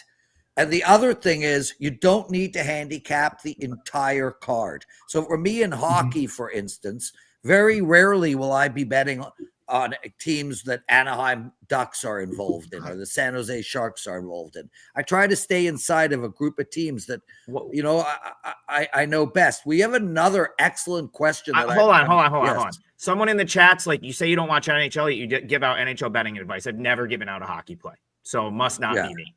And for the record, I don't watch much NBA, and I kill it in NBA. I know exactly how to bet NBA, and I don't watch that sport. So I don't watch the companies that I invest stocks in either. Like, I don't show up to their offices. I don't shadow their CEO. I don't even know the name of I don't even know the name of half the damn stocks I have, frankly. She must think of McKinnis. I think she thinks of McKinnis. Do McKinnis and I look alike? Well, you're the two young guys on the site, right? That's so funny.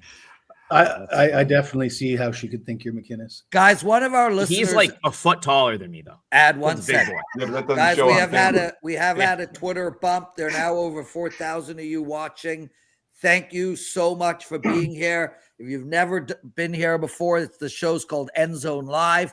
It's on WagerTalk TV, which is one of the largest sports betting content networks in the world. Close to 250,000 of you guys subscribe to WagerTalk TV. We provide roughly 8 hours a day of ongoing betting content. And this show is a hangout. The 6 of us, there'll be a new group of guys coming in the second half. We do give out bets on the show. We've already got 4 in play. So we love having you on. Tell your friends. Thank you for being here. We do have an excellent question. Sean Higgs, I'll bring you in. You just appeared. Welcome to the show, brother. We have an excellent question from somebody. It's so high up that I can't find it. But basically, and I'll start with you, Teddy, because I'm curious. Are you using AI to help you in your handicapping, Teddy? I have tried to use AI in terms of summarize. I want them to summarize point spreads, summarize, and I found it to be not just useful, or not just not useful. I found it to be factually incorrect on basically everything. I do not even consider using AI as a result of that, because when it's spitting me out stuff that I know is wrong, I'm not interested. So I've tried it. And I found that it's better for me to go through by hand and figure out what teams actually did at +7 or better. So no, the answer is, in a word, no, I do not use AI for my handicapping. Ronald, maybe it's bad data. Ronald, you and Trig are the youngins on this show, albeit not as young as you look. I'm with Teddy. I have tried to use AI, and I actually found the data to be incorrect. That was the big problem, was that it just wasn't updating. I mean, I was getting old numbers. So I actually stopped using AI. With that said, it obviously will become an important tool moving forward. Ronald, where are you with AI and handicapping? Yeah, I tried to use AI, but I think, like you, the numbers don't make sense. Sometimes they even mention players who are no longer on the team. There's a lot of fact checking involved, and that's just a waste of time in your process. But if you have something already set up, it can make your process more efficient. So using AI in a smart way, not trying to cheat the system or whatever, you could use AI to handicap and do all that stuff if you already have a process in place. It just makes it more efficient, so you can identify your plays quicker. You can identify, games where you have the edge, but you have to have the right prompts and set it up so that you aren't asking AI to give you the plays. You're telling them what to look for. These are the numbers. This is what I weigh everything and all that stuff. So you can use AI. Most people are using it incredibly wrong. Adam, what about you as a youngin? Are you using AI in your handicapping techniques? I love being called a youngin. I'll be 40 in July. So well, you're a young. I'll be 41 next year. I did say you're both older than you look. AI to me is still Allen Iverson, Prez. I don't. That's the greatest answer. Okay, enough said. About it. Enough said. I know nothing about it. I've never used it. I've never downloaded it. It will. I'll be the old guy in 20 years that still doesn't know anything about it. And the only thing I do know about it, and this just goes, I saw someone's comment, well, aren't you like modeling? Well, here's the problem with modeling from a betting perspective that I think doesn't get enough attention. Models are great, but your input data better be really good, because if you don't have like elite input data, your model doesn't mean anything. Right. So you know what? I'll take my chances going down to Colgate, watching a game, seeing if I can befriend an assistant or someone that knows what's going on, and then betting on that before I deal with AI. That's just my opinion. Marco, being the coolest looking guy on this panel, and a man that has just got his fingers on the pulse of tomorrow, do you use AI? I do, and I'll tell you how I use it. Situation, and you want to use AI that whenever it spits out the results, it also gives you the sources of where it got. Oh, that's interesting. Data.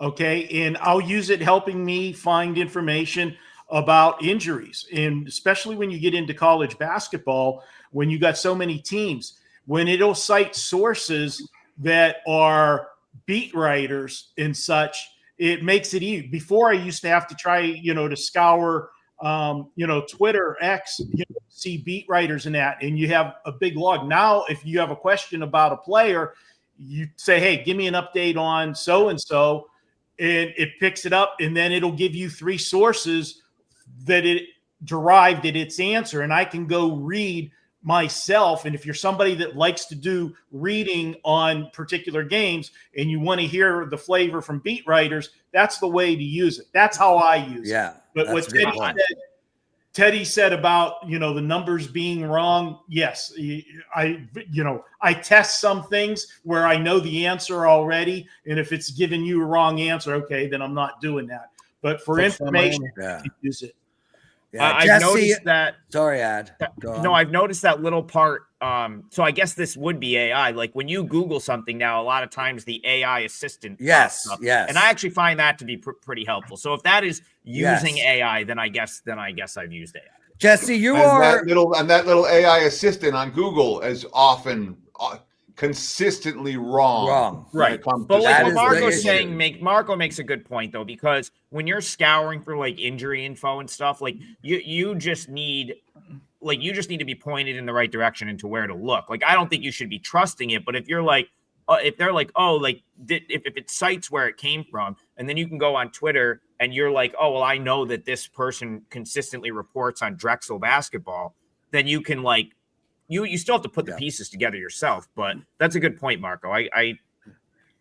That's a good point. Yeah.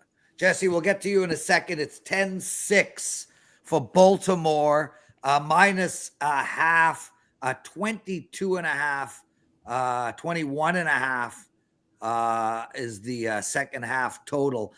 I mean, I'm on the over for the game, so I'm going to pass. But anybody like the under there, 21.5 in the Baltimore Chicago game?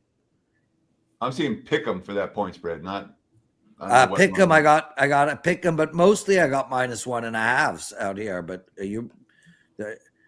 anybody got any interest in any of that? Pick'em, BOL Pick'em, BetUS Pick'em, South okay, Pick'em, yes, Teddy. Okay, keep reading. Yes, New England just scored a field goal, 9-7 for New England. Anybody see a halftime bet in either of those 2 games? Not for me. Okay, so Jesse, you do a lot of prop bets. You're probably, you and Andy might be the 2 best prop bet guys I've ever seen in my life, which is why you're both at WagerTalk. Are you using AI? Is it helping in the prop market? Well, thank you, Prez, for saying that. But I agree with what Marco said. I will use AI to search for injury information or specific data points that I'm looking for. But my opinion of handicapping is to really get out in front of the markets and get an edge. I think you have to be very diverse in your approach. Much like as an athlete, if you're good at one thing, you've got a good right hand. So, the defenders will learn to take that right hand away, and the bookmakers will learn to take away whatever edge you think you have. If you have one edge or one style, and you're not diverse, the bookmakers will take that. That's not going to last very long. In order to truly be a great handicapper, I think you need to be very diverse in your approach. You have to use analytics. You have to use situational, old school and new school methods and merge them together. And if you're not doing, if you're just focused on one method, I think you're not doing a good job.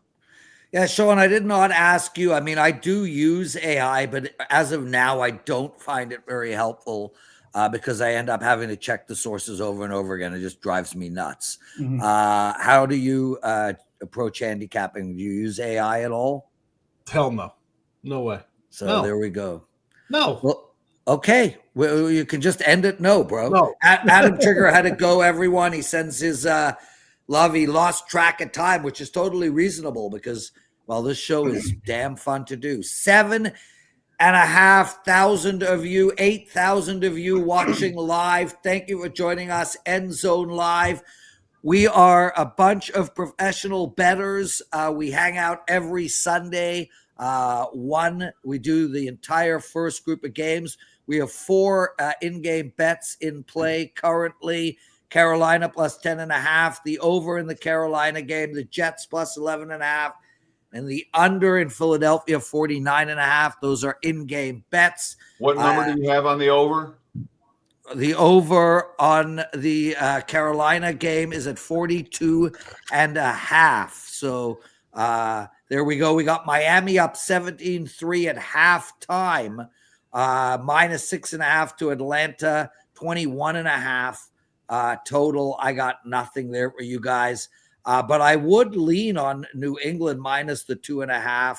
There's 1.5s out there as well, but I don't think there's enough value. I have yet to make an in-game bet so far today. Anybody seeing anything out there?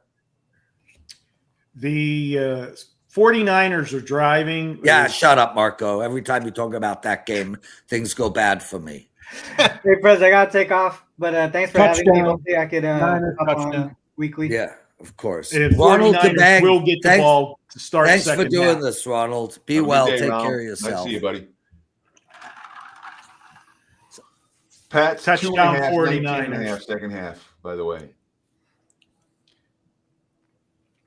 The 49ers have had one play. They had a kickoff return after the Houston field goal. I'm kind of tempted by Chicago-Baltimore over 37 full game.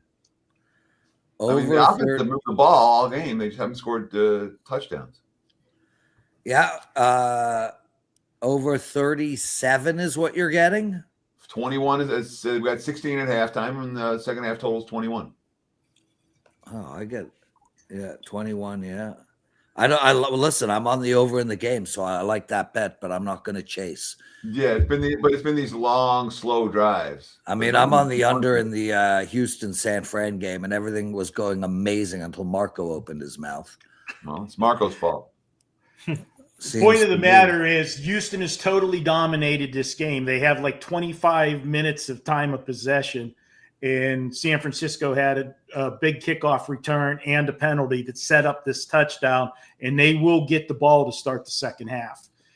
Something that, you need to look at whenever you're playing your halftime lines. 11,000 of you guys watching. Welcome to End Zone Live. Let your friends know we're here to make money. That's what we're doing. We're watching the football games together and finding opportunities to create and increase wealth. That's not the only reason. Yes, we're here to make money, but we're mostly here to make fun of you, Lawrence. Well, you're doing a hell of a bad job, Teddy. So there you go. Failure of Teddy. Flick you in the ear, man. That's the whole show. It's just me, us bugging Prez. Okay. Teddy, you want to see my new tattoo? God, no. Okay, well, I haven't got it yet. Good. But I'm going to show it to you, Teddy.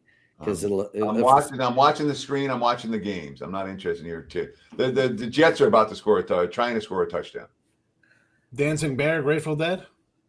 It's not just a dancing bear, it's a dancing bear on skis. Yes. Wow, that's so cool, Lawrence. Oh, shut up, Teddy. Anybody got a bet in So Rico Dowd has gone over his rushing yards prop in the first half. And on the drives, when Rico Dowd has been in the game, Carolina's moving the ball. And as soon as they replace him with Chuba Hubbard, everything stalls out. And I think Chuba Hubbard's averaging like 2 yards per carry, and Dowd's averaging something like 6. Yeah, well, a damn Canadian. First and goal on the 9 for Carolina, by the way. Certainly would help my case to get punch one in before half. Wow, Lawrence, I think they get the ball coming out of the half. Dude.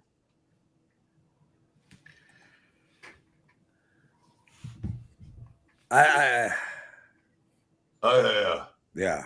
I'm frustrated, Teddy. I'm frustrated. I'm on the under in the San Fran game, and that's not looking good. I'm on the over in the Baltimore game, and I lost my quarterback. Yeah. Why shouldn't I be frustrated? I'm doing okay. Stop sucking so much. What? Field goal Jets. Well, a wise man once said, just stay negative all day, and it'll work out for you. Yeah, I try that technique. That's terrible advice. It doesn't fit my character. Look at that. I just can't, Look at that. Can't be that negative. 3, 2. The idiot doesn't go down, and the game is over. Oh my God, San Fran. All he had to do was go down, and they're in field goal range. That'll be called. All right, guys, I'm going to be taking off here at halftime. Good hanging out with you guys. I will talk to you guys later. Good luck with all your bets, everybody, and thanks for watching. Marco, thanks for being here, my brother. Really appreciate you. Carmine is going to try join us. We got Rob Vino coming in 20 minutes. Teddy, I know you're going to get out of there. Jesse, can you hang till a couple of guys log on? And obviously, we'll hang till Rob Vino gets here. Beautiful. Let's run Much some appreciated. numbers. What? Let's run some numbers. We have halftime lines going. I got Cincy. I'm seeing -0.5 / minus. Yeah, let's call it -0.5 at the half. So Cincy -11.5 full game. Total 20.5, which makes the adjusted total 57.5. San Fran, Houston. San Fran favored in the second half. I'm seeing -1, -1.5 total there. 19.5 juiced under, 18.5 juiced over. Chicago, Baltimore, Touchdown still Philly. pick 'em. 21.5. Atlanta, 6.5 point favorites at the half. That makes them +7.5 full game. 21.5 the second half total. That makes the adjusted total full game 41.5. Patriots still mostly 2.5. There are a couple of threes that have popped. Total in that game 20s. That makes the adjusted line New England -4.5 full game and 36 the total /35.5. Buffalo, Carolina, Giants, Philly have not yet gone to halftime. There we go. Gary LaRucco, where is Ski Prophet? He's probably sleeping. Teddy, did you find it? I'm not making any bets right now. I do like your over on the Baltimore-Chicago game. I'm not going to chase it. I think there's value on Atlanta, but I haven't watched it. I'm not going to touch the Jets game. What about you, Sean and Jesse? Any bets you see for halftime? This is like I'm really liking Carolina and the over, but I'm already invested, so no need to stack any more on it. They just took a sack instead of taking 3 points at the end of the first half. So, and they don't even get the field goal? Nope. Tick, tick, tick, tick, tick, tick, tick, Wow. tick, tick. Philadelphia up 21-10 now on the Giants. 51.5 is the total. And I'll tell you, I can do over Giants Over Cincy. Say that again, Jesse. That's Sean. Sean, what did you say? Over Giants and the over in the Cincy game. I could take these second half overs. Yeah, so over 20.5 in the New York Jets Cincy game. I agree with you. I like the over in the Giants Philadelphia game at 51.5. So I'm actually going to make that an official bet. The phone has come out. So 51.5 to the over. So that's an official bet for me. LR, what are you doing, Jesse? Are you in? I've already got Carolina and over in the Carolina game. That's So the one that I'm interested in. So I'm already invested. I don't need to do anything else. Who's the crew for the second half? Well, we have Rob Vino logging on for sure. I'm waiting to hear from Andrew McGinnis, Tom Viola. Carmine is trying to be here. Sean Higgs will be here with us.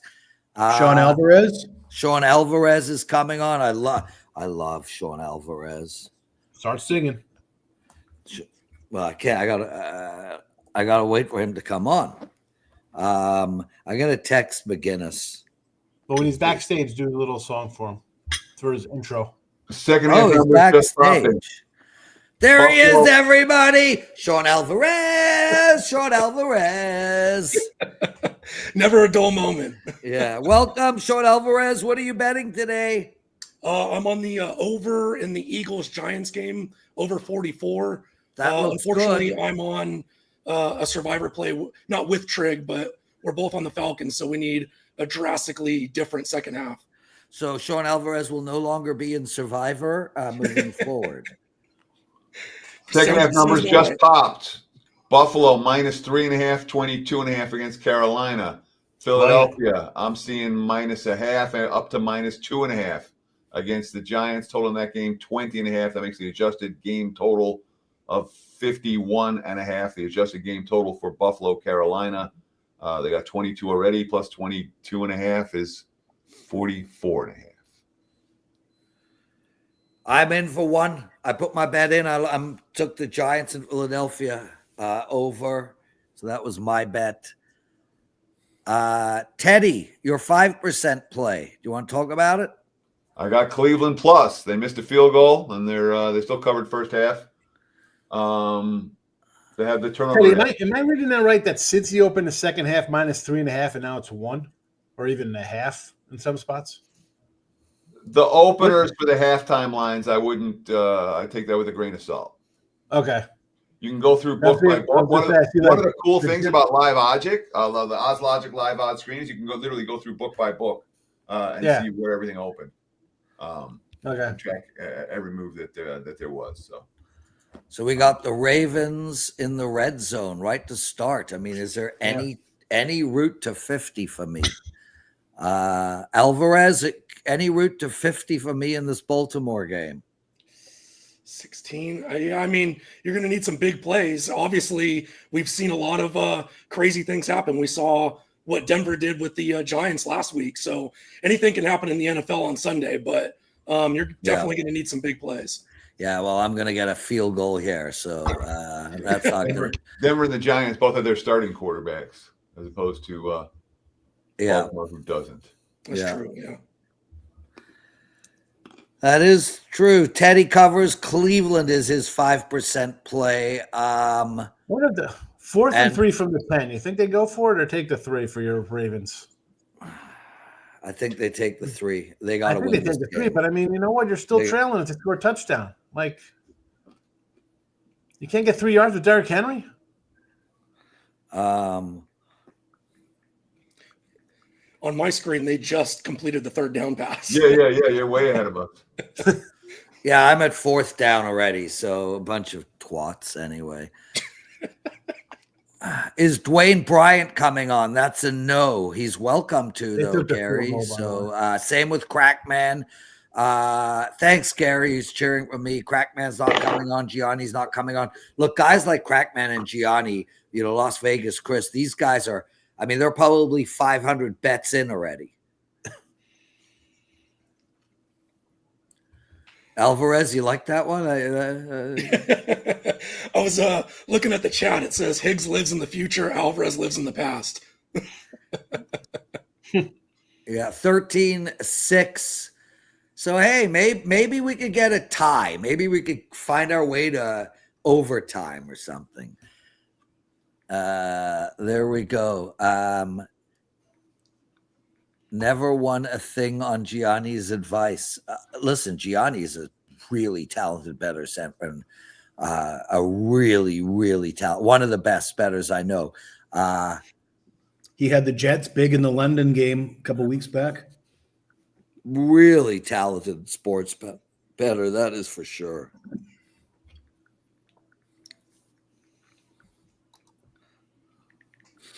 I think 2 weeks ago with the NFL, he was very contrary, and he was against all the big public plays, and he just cleaned up. Yeah, he's amazing in UFC. Yes, he is. Any of us bet UFC? I don't bet UFC, although I did during COVID, and I think I was 7-2, and then I just stopped. I'll bet on it, but it's usually on Gianni's advice. Yeah. So. Kyle and Andy are amazing at UFC as well. 12,500 of you guys watching End Zone Live. I don't know if you guys have checked out our channel. It's WagerTalk TV over at YouTube. About 250,000 subscribers, 225,000 subscribers, give or take. We provide about 8 hours a day of content. Teddy does a show on Monday called The Opening Line Report. It's an NFL show. Teddy, tell us about that show, because, guys, it's probably the best NFL show early on in the week that there is out there. No, it's not probably. It's the best. I mean, if you guys want a ton of NFL content, first thing Monday morning, watch the NFL Opening Line Report. Myself and Kelly Stewart. We break down every game. Talk about where the look headlines were, where the money's going to come, what really happened yet, not the final scores, what really happened yesterday. Talk about some pertinent player quotes. It's a good show. Monday mornings, 11 a.m. Eastern, 8 a.m. Pacific time, right here on WagerTalk. Yeah. And guys, it's an amazing show. Teddy is right. Jesse Schul, where can people see and hear you? I'm putting out free picks on WagerTalk YouTube channel every day. College football, NFL football, a little bit of NBA. On Twitter at Jesse Schul, and on WagerTalk, of course. There we go. Santren asked if we can get Joe Madden on as a guest. She's been on the last couple of weeks. So, yeah, that's up to Joe, really. Nobody is forced to come on this show except me. Thomas Viola, the mustache man, joining us right now, everybody. Wearing the Jets outfit and the mustache. Now, that's how you get action, people. You go out in public with a mustache and a Jets outfit, the women just circle you. Line up. Most people, they see the Jets outfit and they treat you like you're a kid with cancer. Yeah. Okay, so love. Free ice cream cones. All right, Teddy, guys, I'm out. Have a great afternoon. Good luck with all your bets. Teddy, thank you for doing this, brother. Much appreciated. Guys, we're just talking about the shows you can find at WagerTalk TV, our YouTube channel, Teddy's Opening Line Report. We also have a bunch of live shows. Puck Time, hosted by Carmine and Andrew McGinnis. That's live at 11 a.m.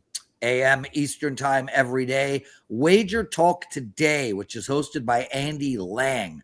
That is live every day, Monday to Friday at noon Eastern. I do a show with Joe Ranieri and Art DeCesar. It's called The Best Betting Show Ever. It's 30 minutes long. It is a really fun show. I mean, it's sports betting meets entertainment. That is not live, but you can find it at WagerTalk TV around 12:30 Eastern every day. It goes up. The mustache in the middle here does a fantasy show. Tell us about that, Tom. Yeah, it's all we talk a little fantasy. It's also all player props. We go through. Props. Yep. Correct. And Derek Carty from EV Analytics joins me. He's a brilliant modeler. And if you watched this week, you're probably already up on the weekend because we had Joe Flacco anytime touchdown at 20-1. Oh, nice. Yeah. Yeah, you know who's not a modeler? Tom Viola and his mustache. Sean Alvarez.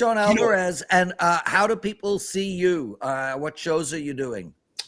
Basically on any show that I'm lucky enough to get invited on. I will be on with Joe and yourself tomorrow night for last call for the Monday night football game.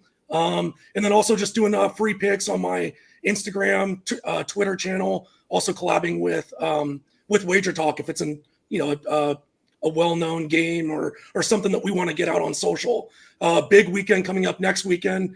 For me, it's the biggest weekend of the year with the Breeders' Cup. We've got Friday and Saturday, so I'll have a pre-sale up early in the week. Get $10 off, and then get loaded up for that big racing days Friday and Saturday. Speaking of loaded up, Jesse, how deep into the wine are you? I got to crack my second bottle here. One bottle down. Well, I mean, listen, you don't owe me any more of your time. I would love for you to stay, but you don't have to. And I know it's like 1:32 a.m. your time, but if you are going to polish off a bottle of wine, you might as well hang out and do it with us. I thought you were kicking me off, Prez. I thought that was the soft. Oh, hey, hell. Go on, kid, get out of here. No chance, Jesse. Are you? Oh, hey, Jesse. I tore my bicep. Oh, that sucks. That really sucks. So now I'm in a lot of trouble. The tendon has gone all the way up. Mm-hmm. I am meeting with an orthopedic surgeon, but it's unlikely. I just want to remind you, it was about 3 weeks ago, Prez, when I had a herniated disc in my hip and you were laughing at me, acting like only idiots get herniated discs in their hip and not sympathizing with the pain. So I just want to remind you of that. Well, thank you for reminding me. You didn't ask me how I tore my bicep.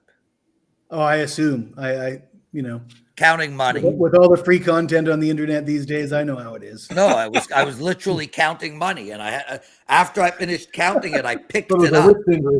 And when I picked the money up, it tore my bicep. So yeah. What's the treatment like on that? Like, do you have to have surgery? Is it just rest? So basically the bicep has got two components to it. That's why the word bi is in there. Mm-hmm. Not that I know what the word sep means, but that's a different story. And I'm either going to have surgery where they will reattach it to the bicep, or I build up my shoulder, which is ultimately what I'm going to do. But let's move on. I just wanted to let Jesse know, because both Jesse and I are hardcore weightlifters, although only one of us can lift the other one.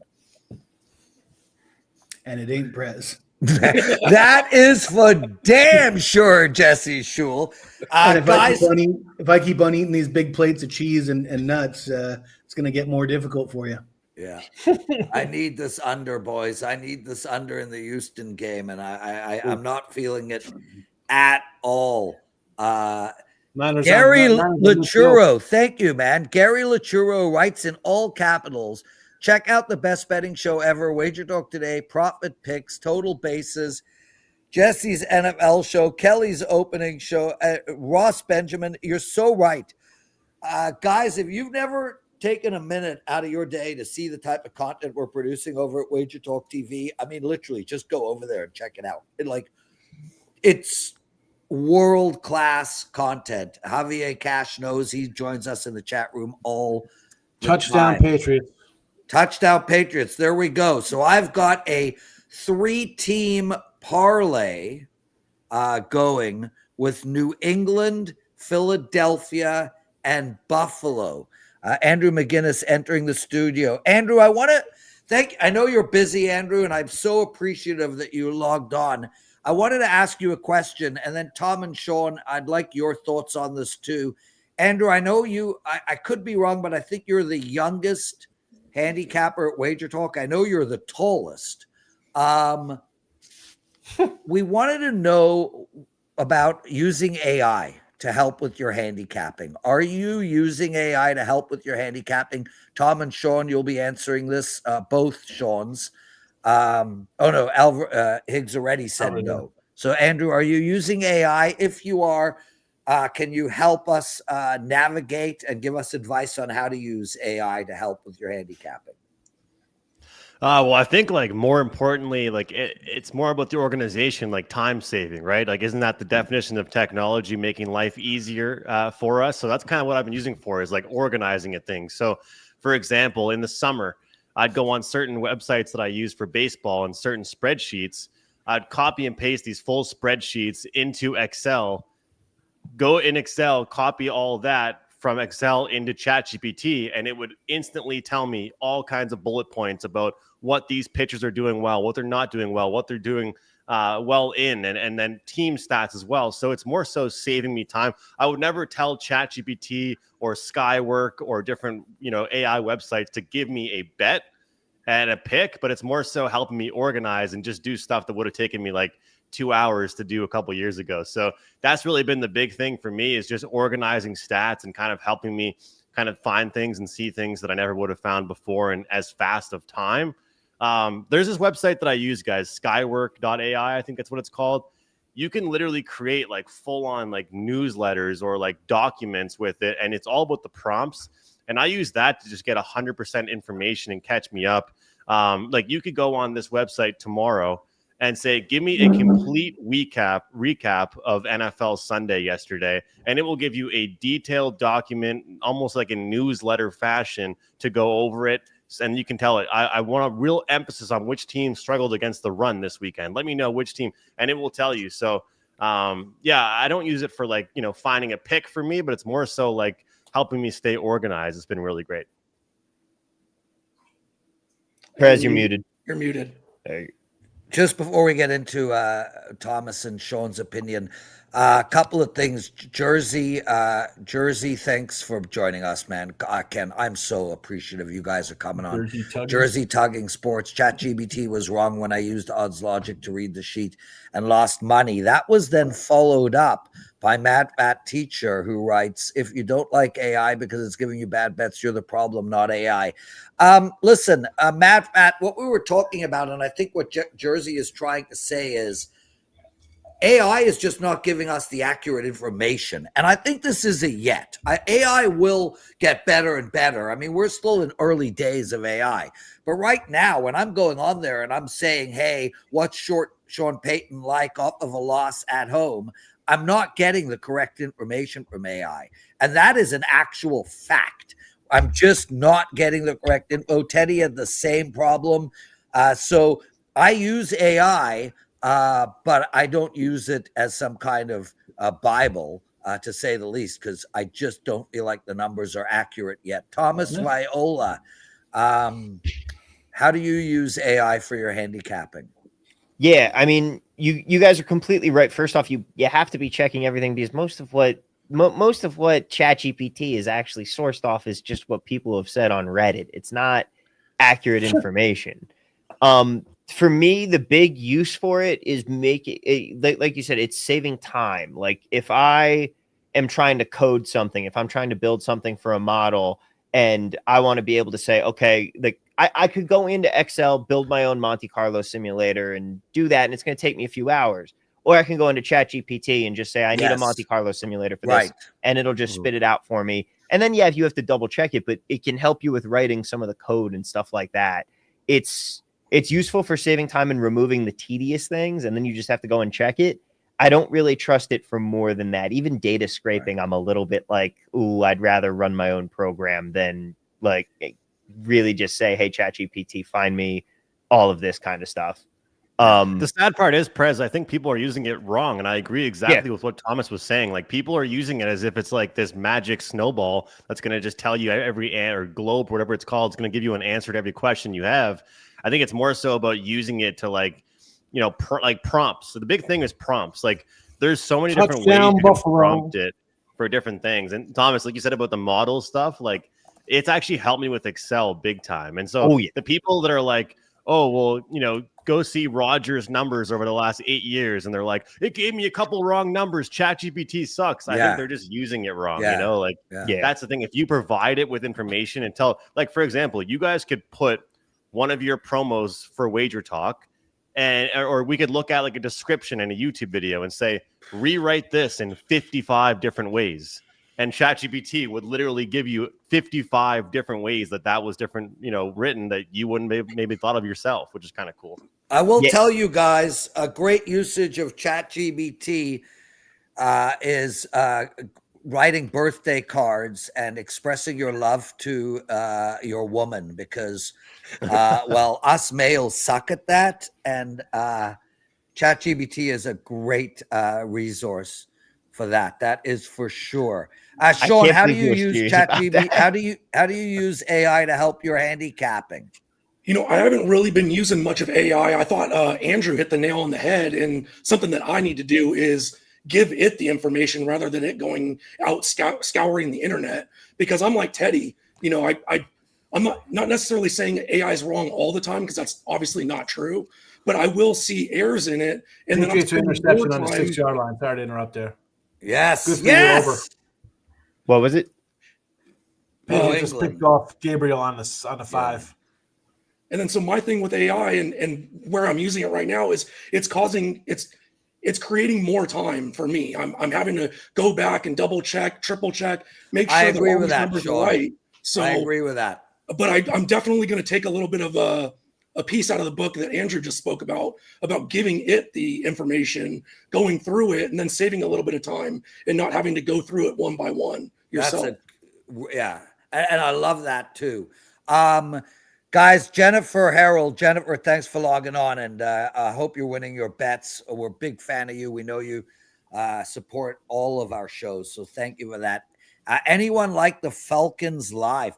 You know, for me, my problem is there value on the Falcons live from a factual mathematical perspective? The answer is yes. You're getting them at way better than the original line, and those are the bets that I'm personally looking for.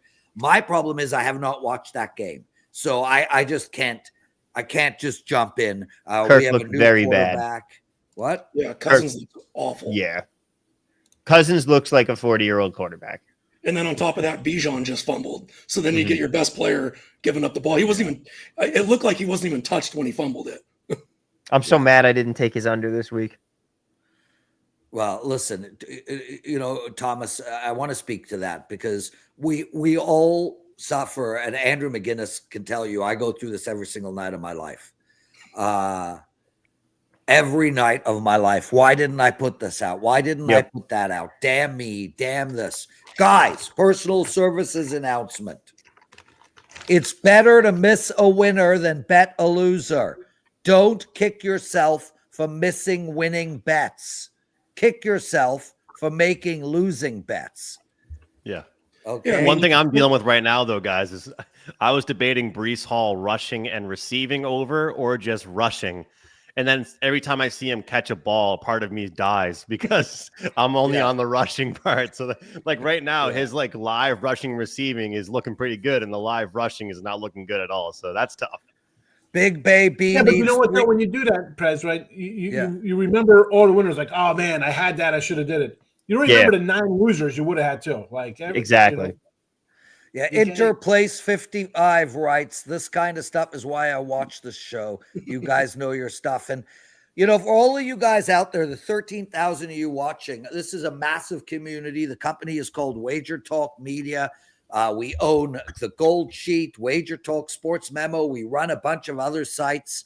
And I'm one of the founders of this company. And I'll tell you flat out, when we assembled this company, when we put this team together, these are some of the best bettors on the planet. Are there better bettors out there? Probably. But I mean, these are as good as you can get. I mean, Jesse Shule is a prop god. Andrew McGinnis knows hockey better than every one of you guys. Sean Alvarez can outgolf you, that is for sure, and sounds exactly like Robert Kennedy. And is a really good horse bettor. We are some of the best bettors on the planet. And yeah, what we want to do is to give you guys advice, especially considering we see all these 20-year-old kids on TikTok with 80,000 followers telling people to bet 16-team parlays and this EV betting that is not actually a thing, because if you're a really successful EV bettor, you can't get your bets down. So the whole notion of what's going on in the industry with the youth today, we are not those people. We are professional sports bettors. And honestly, we want you guys to win. Every one of you, Chris Warren, Dominic, Jennifer, Mad Fat, you know, Adrian, Inter, Titans, like nothing makes me happier than the family at WagerTalk, the extended group, winning bets and not making 16-team parlays. Anybody want to add anything to that? I don't know. I made a 16-team parlay today. No, you didn't. Account health, man. You got to, if you don't give them something, you get nothing. Okay, well, you're going to get nothing. What is the chances of that 16-team parlay winning? I mean, it's one in how many millions of odds, but you place it because it's down Patriots. So there's sometimes you got to place some bad bets for account health. Okay. Tom, I know a guy that only bets CFL, and like he is unbelievable, but he only bets CFL. Every now and then, he just puts in the stupidest bets he can. You have to some of those accounts alive. Yeah, he'll put a random. You just have to, because he's really good. And he's so disciplined. Yeah, like most of what I bet on NFL is prop based because it's easier to beat. But if I just hit props all the time, like Fanatics kicked me off after 8 bets, Bet365 has kicked me off, Bet Rivers has kicked me off. You gotta put some stuff in there. Like I have an MGM account I'm nursing where I purposely put stupid stuff in there because you gotta try and disguise your action as much as you can. Wow. Look, I know these Andy, are the problems that the 13,000 people watching are not experiencing on a regular basis. Crackman on a Viola. show I watched this morning was discussing the Malik Beasley situation, and that Beasley has gotten off scot-free. And the hypothesis is because he actually went over his prop lines in one of the games that they suspected there was unusual betting on the unders, and he went over. And the speculation was that that's just genius game theory, that, you know, by doing that, they allowed the scam to continue and they can always refer to the, you know, basically the same theory as what you guys are saying, but for illegal gambling. So yeah. Malik Beasley, smarter than the rest of them. Guys, let's turn our attention to the late group of games. We're going to go through each of them one at a time. We'll start at Tampa Bay, New Orleans. I like Tampa Bay here, guys, and I know New Orleans is a sexy bet. I can't get there. I don't want to bet against Baker. I think the 3.5 is too high. I'm not going to be putting my own money, but my lean is on Tampa Bay minus 3.5. Thomas Viola, total or side in that game? Tampa's only 3.5 against the Saints? Yeah. So there we go. Looks like they went down 1.5. Yeah. I mean, I get that they have no receivers, but I still don't trust the Saints at all. Yeah. Like Spencer Rattler's still your quarterback. Yeah. I'd be inclined to go 3.5 there. Yeah. Andrew McGinnis. I'm going to go Cade Otton over 40.5 receiving yards. Really, really good past couple That's games. a nice bet, Andrew. Yeah. Jesse, what do you think of that bet? Because without the receivers... Well, I have the same bet, but I have a way better line. Well, of course you do. Touchdown. We're live on the show. I can't give... What are you going to give out a bad line? I got to give out the line right now. Yeah. But yeah, Cade Otton, he's gone over that number like 4 out of the last 5 games. They don't have any receivers. You got the injuries to the receivers. Ibuka is the only healthy receiver, but he's coming off that hamstring pull. And you know, hamstring... when you injure your hamstring, it just doesn't go away. Yeah, maybe you can play and maybe you're not, maybe you can practice and maybe you can play, but you're not 100% when you pull your hamstring. So, and then on top of that, you look at the fantasy websites, the calculator is for fantasy points against. Only 2 teams in the NFL have given up more fantasy points to tight ends than the Saints. So the whole thing just stacks up. It's a no-brainer, Cade Otton. There you go, the guys. Niners cannot get off of the field on third down. This guy started on the 6-yard line. It's been everything's a third down conversion for. And it's amazing, Sean, because even without Warner, even with so much injuries, I mean, this Niners defense has played outstanding. But yeah, and Houston's offense has been horrible, especially on third downs. So yeah, interesting. I'm on the under in this game, so let's hope we can get a stop here. Guys, I bet for a living, and I've assembled the best sports betting team probably on the planet. Some of these guys are already on the chat now, and I'm telling you, listening to Andrew and Jesse, that Otton bet I would all make 13. So I have it at 35.5, by the way. And I will say, if you're betting on overs for any props, for any player props, you have to bet them earlier in the week. If you wait to attack his touchdown, because all the gambling junkies come in an hour before kickoff and want to get action, and they all get bet up. You're going to get way better value betting them on a Thursday than you are betting them on a Sunday. So do you bet props live at all, Jesse? Have you ever bet though? Like I don't bet anything live. I live in Thailand, and even though it seems like my internet feed is faster than these guys, I can't trust it enough. Right. Just cashed. Sean. Just cashed the prop in the Jet game. I had Isaiah Davis receiving over. Excellent. Rob Vito should be joining us soon, everybody. Sean Higgs, the Tampa Bay game. Any bets for us? I like the Saints. Listen, short week for Tampa. And you'd think all these injuries and last-second rallies, you're going to have a clunker. And I don't even know if last week was a clunker on Monday night. That was just, they were sort of in that game. The Saints have played tough at home on the road. You're going to give me the injury to Mike Evans, too. That was a downer, right? If Mike Evans doesn't break his collarbone in the middle of the game, are they, that happened in the second quarter or first quarter? I don't know how that's going to play out. Yeah, I like the Saints. I just figure, again, would I like the better number at the beginning of the week number than 3.5 for sure, but I'd still take a stab on him here. Sean Alvarez. That's the catchiest song I've ever heard. Just that you also made up. There. I think that song was written by Led Zeppelin.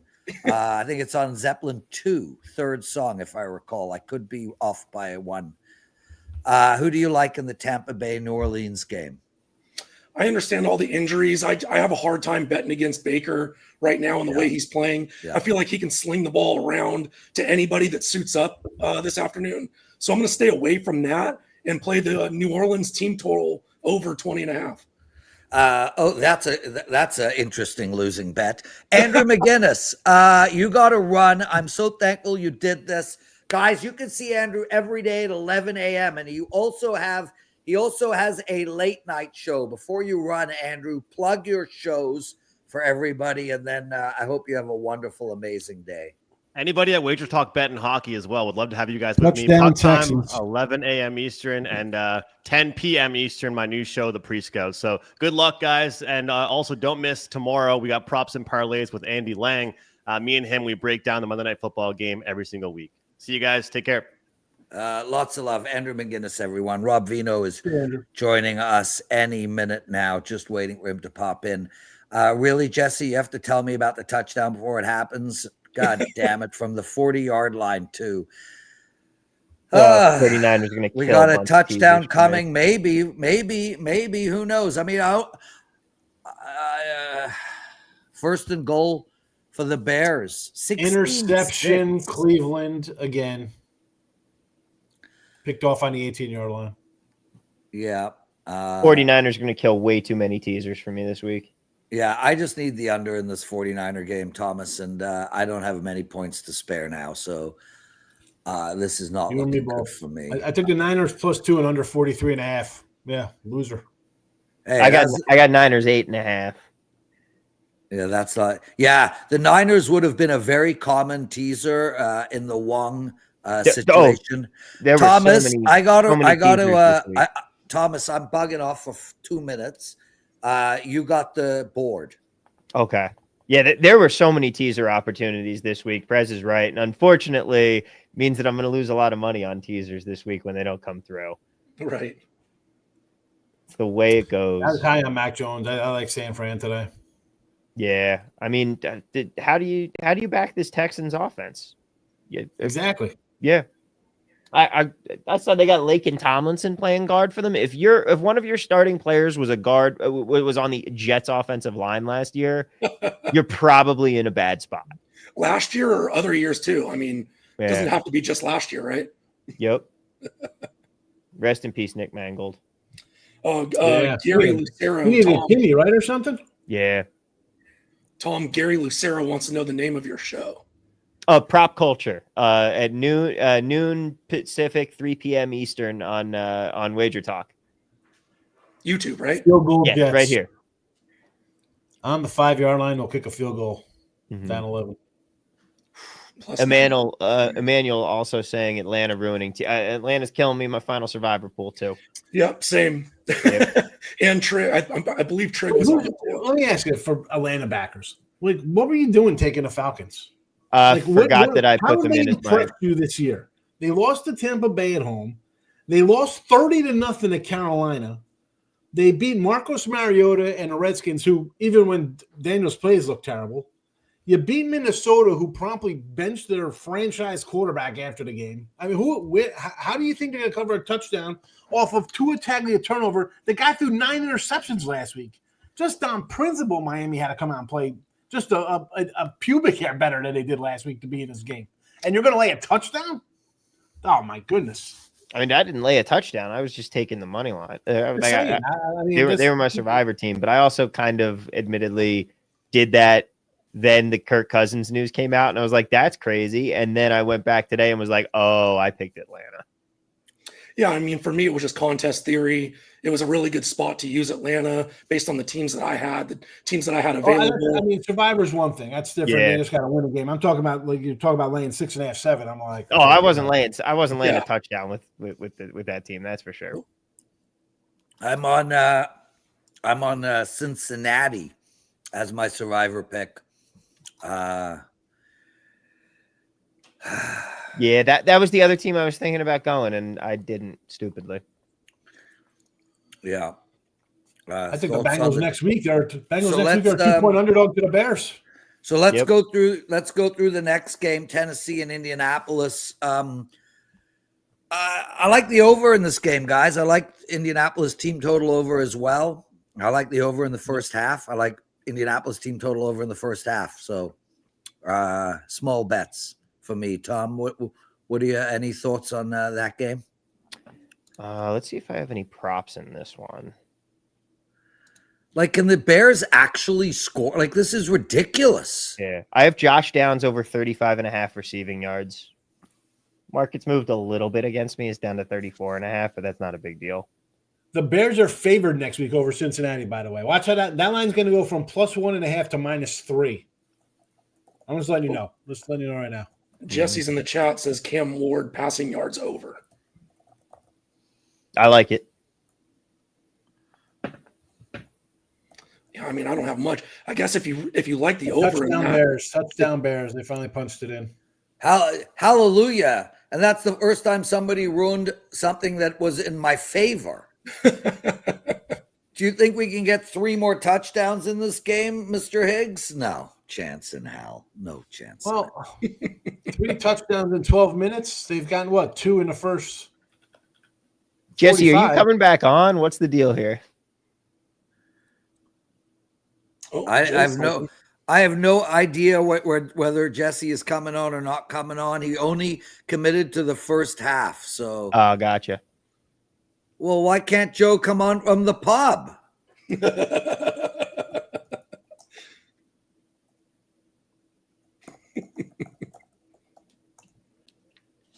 Joe Madden is at a pub, everybody, and is not logging on. So please hit her in the DMs and tell her to get her butt on here. If she's checking DMs from the pub on an NFL Sunday, it's not a very exciting pub. Oh, wow. He dropped the ball in his hands. He dropped the ball. Well, that's good. Derry Hardway, he needs a drink. What would that drink be if you had one? Oh, we're all, Bry, we are all behind. Get on here, please. Jennings with a long bomb drop. Oh, that was so close. Nick's Prescott 2+ passing TDs. Yeah, I like that. I like that bet a lot. So Indianapolis, we were talking about. Sean Higgs, did you have a bet for us on the Indianapolis game? I took the Colts, but not at this big number. I'm with you though. You want to do team total 29.5 over, first half over, team total over. They beat them 41-20 2 weeks ago. What's changed besides Tennessee being worse and Indy playing better? Yeah, I don't disagree. I mean, I can't play -15, but I will say this, and I don't have the stats available to me, but offhand, -15 and up in the modern era. And when I say the modern era, that's from when they moved the extra point back. There have been very good bets, Sean. I don't know if you know that, but and I don't have the actual numbers in front of me, but I think 15 and up, the favorites are actually good bets. Probably. Derry Hardaway, his drink of choice is vodka. Just vodka? Just vodka, I guess. Straight vodka. Sean Alvarez's drink of choice is Halls Mentaliptus. Yeah, water. Robert! Hey, guys. How are we Robert today? Vino, welcome to the show. Rob Vino's in the house. All right. Tampa Bay or New Orleans, Robert? Any bet for us there? Drake made touchdown, 40-yarder to Booty. Sounds like an Let's go. update I played first. Booty today. Robert? I didn't play that game, Prez, but I think I would lean towards the underdog. Tampa Bay's extremely banged up for that game. Reddick, the latest, Hassan Reddick, to hit the injured list. Tough for Tampa Bay, I think, in that game. Okay, so Rob leans on New Orleans. What about the Indianapolis Colts game? Do you have any bet for us there? Again, it's one I didn't bet. And I looked at the Indianapolis team total, guys. I just didn't want to play them to have to get to 31, although it seems probable that they will. And That was the bet that I liked, Rob. Is it? the Yeah, over. I'm with you, Prez. I'm with you. I just didn't have the guts to pull the trigger on it. I get it. Dalton sacked again, fumbled on his own 20. Buffalo going to be going in again. Yeah.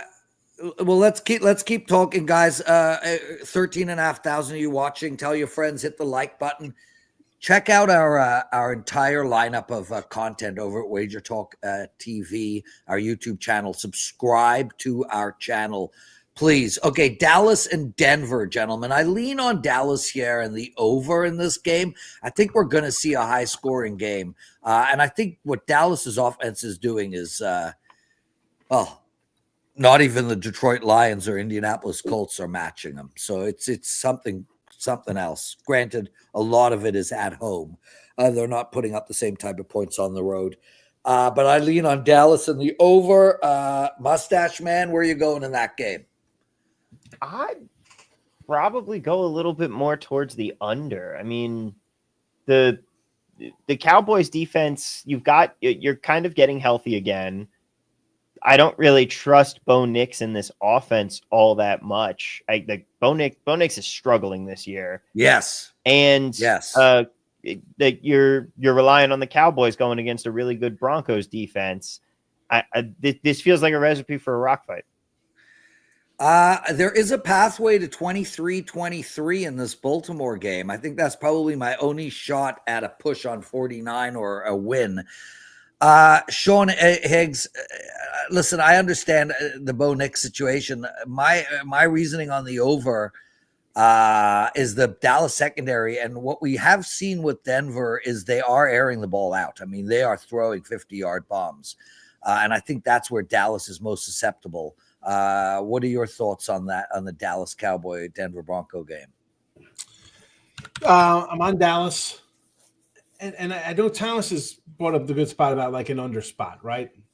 But you're spot on with the Dallas defense. The secondary is atrocious. Yeah, it's the worst in the league. Yeah, but they haven't been healthy all season. You've got two decent corners in Diggs and Bland. Yeah, we're talking about what they are now, not what they are when they're healthy. No, but I mean, they're back now. Yes. Okay. Yeah. I won't be shocked if this is like last week's game against the Giants, like 36-30. But it won't be one team up 30-3. It'll be just back and forth all game touchdown, long. Touchdown Bengals, Sean Higgs. Sorry to jump in. Vino, before we go into the Dallas-Denver game, I've been asking everybody if they use AI to help assist in their handicapping. Do you use AI? I will ask questions, Prez. Yes, especially where college football is concerned. If I don't know exact status of an injury and I need to get to a local paper quick, AI can pull up all the articles on said player or said team. So to that extent, yes, it saves a little bit of time. It's a great way to use it, Rob, because the beat writing, and I'll tell you guys watching the show, as a professional sports bettor, and everyone can attest to this here, the beat writers are crucial information, absolutely crucial information. So I like that usage of AI, Rob. Denver, Dallas, do you have a bet for us on that game? Yeah, I kind of lean where you and Sean were going, but I isolate, and I did play here, Prez. I mean, WagerTalk clients got this released, but I played the Dallas team total over 23.5. I love that bet. I don't see a way where they don't get the 24 here. I know Denver is perceived as a really good defense, but the Giants kind of came in there last week and shredded that defense, to tell you the truth. They had 32 points against them. Yeah. Probably should have won the game, but Yeah. I just feel like the way Dallas is going, win or lose the game, I think they'll get to 24. So that's my play. Yeah, I really like that bet. That bet makes a lot of sense to me. And Sean Alvarez, did you have an opinion at all on the Dallas-Denver game? Yeah, I mean, you look back at that Giants game last week with Denver, we're not going to see Bo Nix sling the ball 50 times like we saw last week against the Cowboys, or at least I don't think we will. And I think we'll get more than 4 carries out of RJ Harvey as they try to establish the running game and not, obviously just stepping back or dropping back and trying to come back from 28-3, 28-6, something like that in the fourth quarter. So I like RJ Harvey over 16.5 rushing yards. There we go. Let's talk about tonight's game. Green Bay against Pittsburgh. A bunch of money has come in on Pittsburgh. We do have a couple of 2.5s out there. Mostly 3, but there's at least 7 or 8 2.5s. We get our lines at Odds Logic, guys. So check that website out, oddslogic.com. I like the over in this game. I spoke about it earlier. That's probably the only way I could bet it.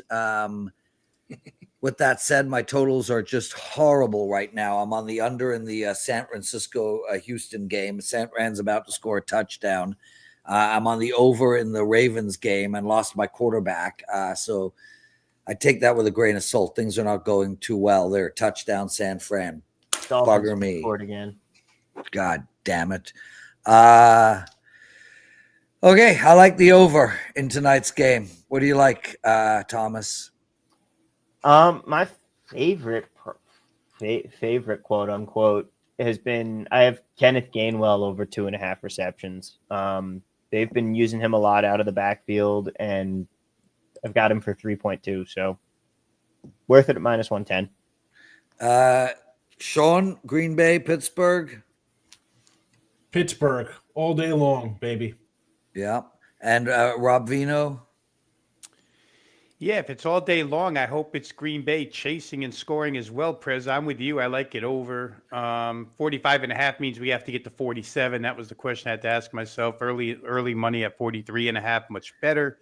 But still at this price, and with the Green Bay receivers all active here, I did see Christian Watson is going to be somewhat limited, but you've got everybody. You've got Golden, you've got Dubs, you've got Watson here. So I see a shootout. I play over 45.5. Alvarez. I really like the Steelers here. I'm not as confident in the Green Bay Packers offense without Wicks, without Reed, Golden, and Watson a little bit banged up. I just don't trust Jordan Love in the Green Bay Packers offense. So I'm gonna take the Steelers tonight. We got one of our listeners, Magic City Enterprisers. Thanks for joining us, Magic City. Really appreciate it. Dolphins are pouring it on, Prez. Guys, let's talk about that because a lot of smart money came in on Atlanta. And here you have a situation where we thought Atlanta was much better than they were. Or we thought Miami was much worse than they're showing today.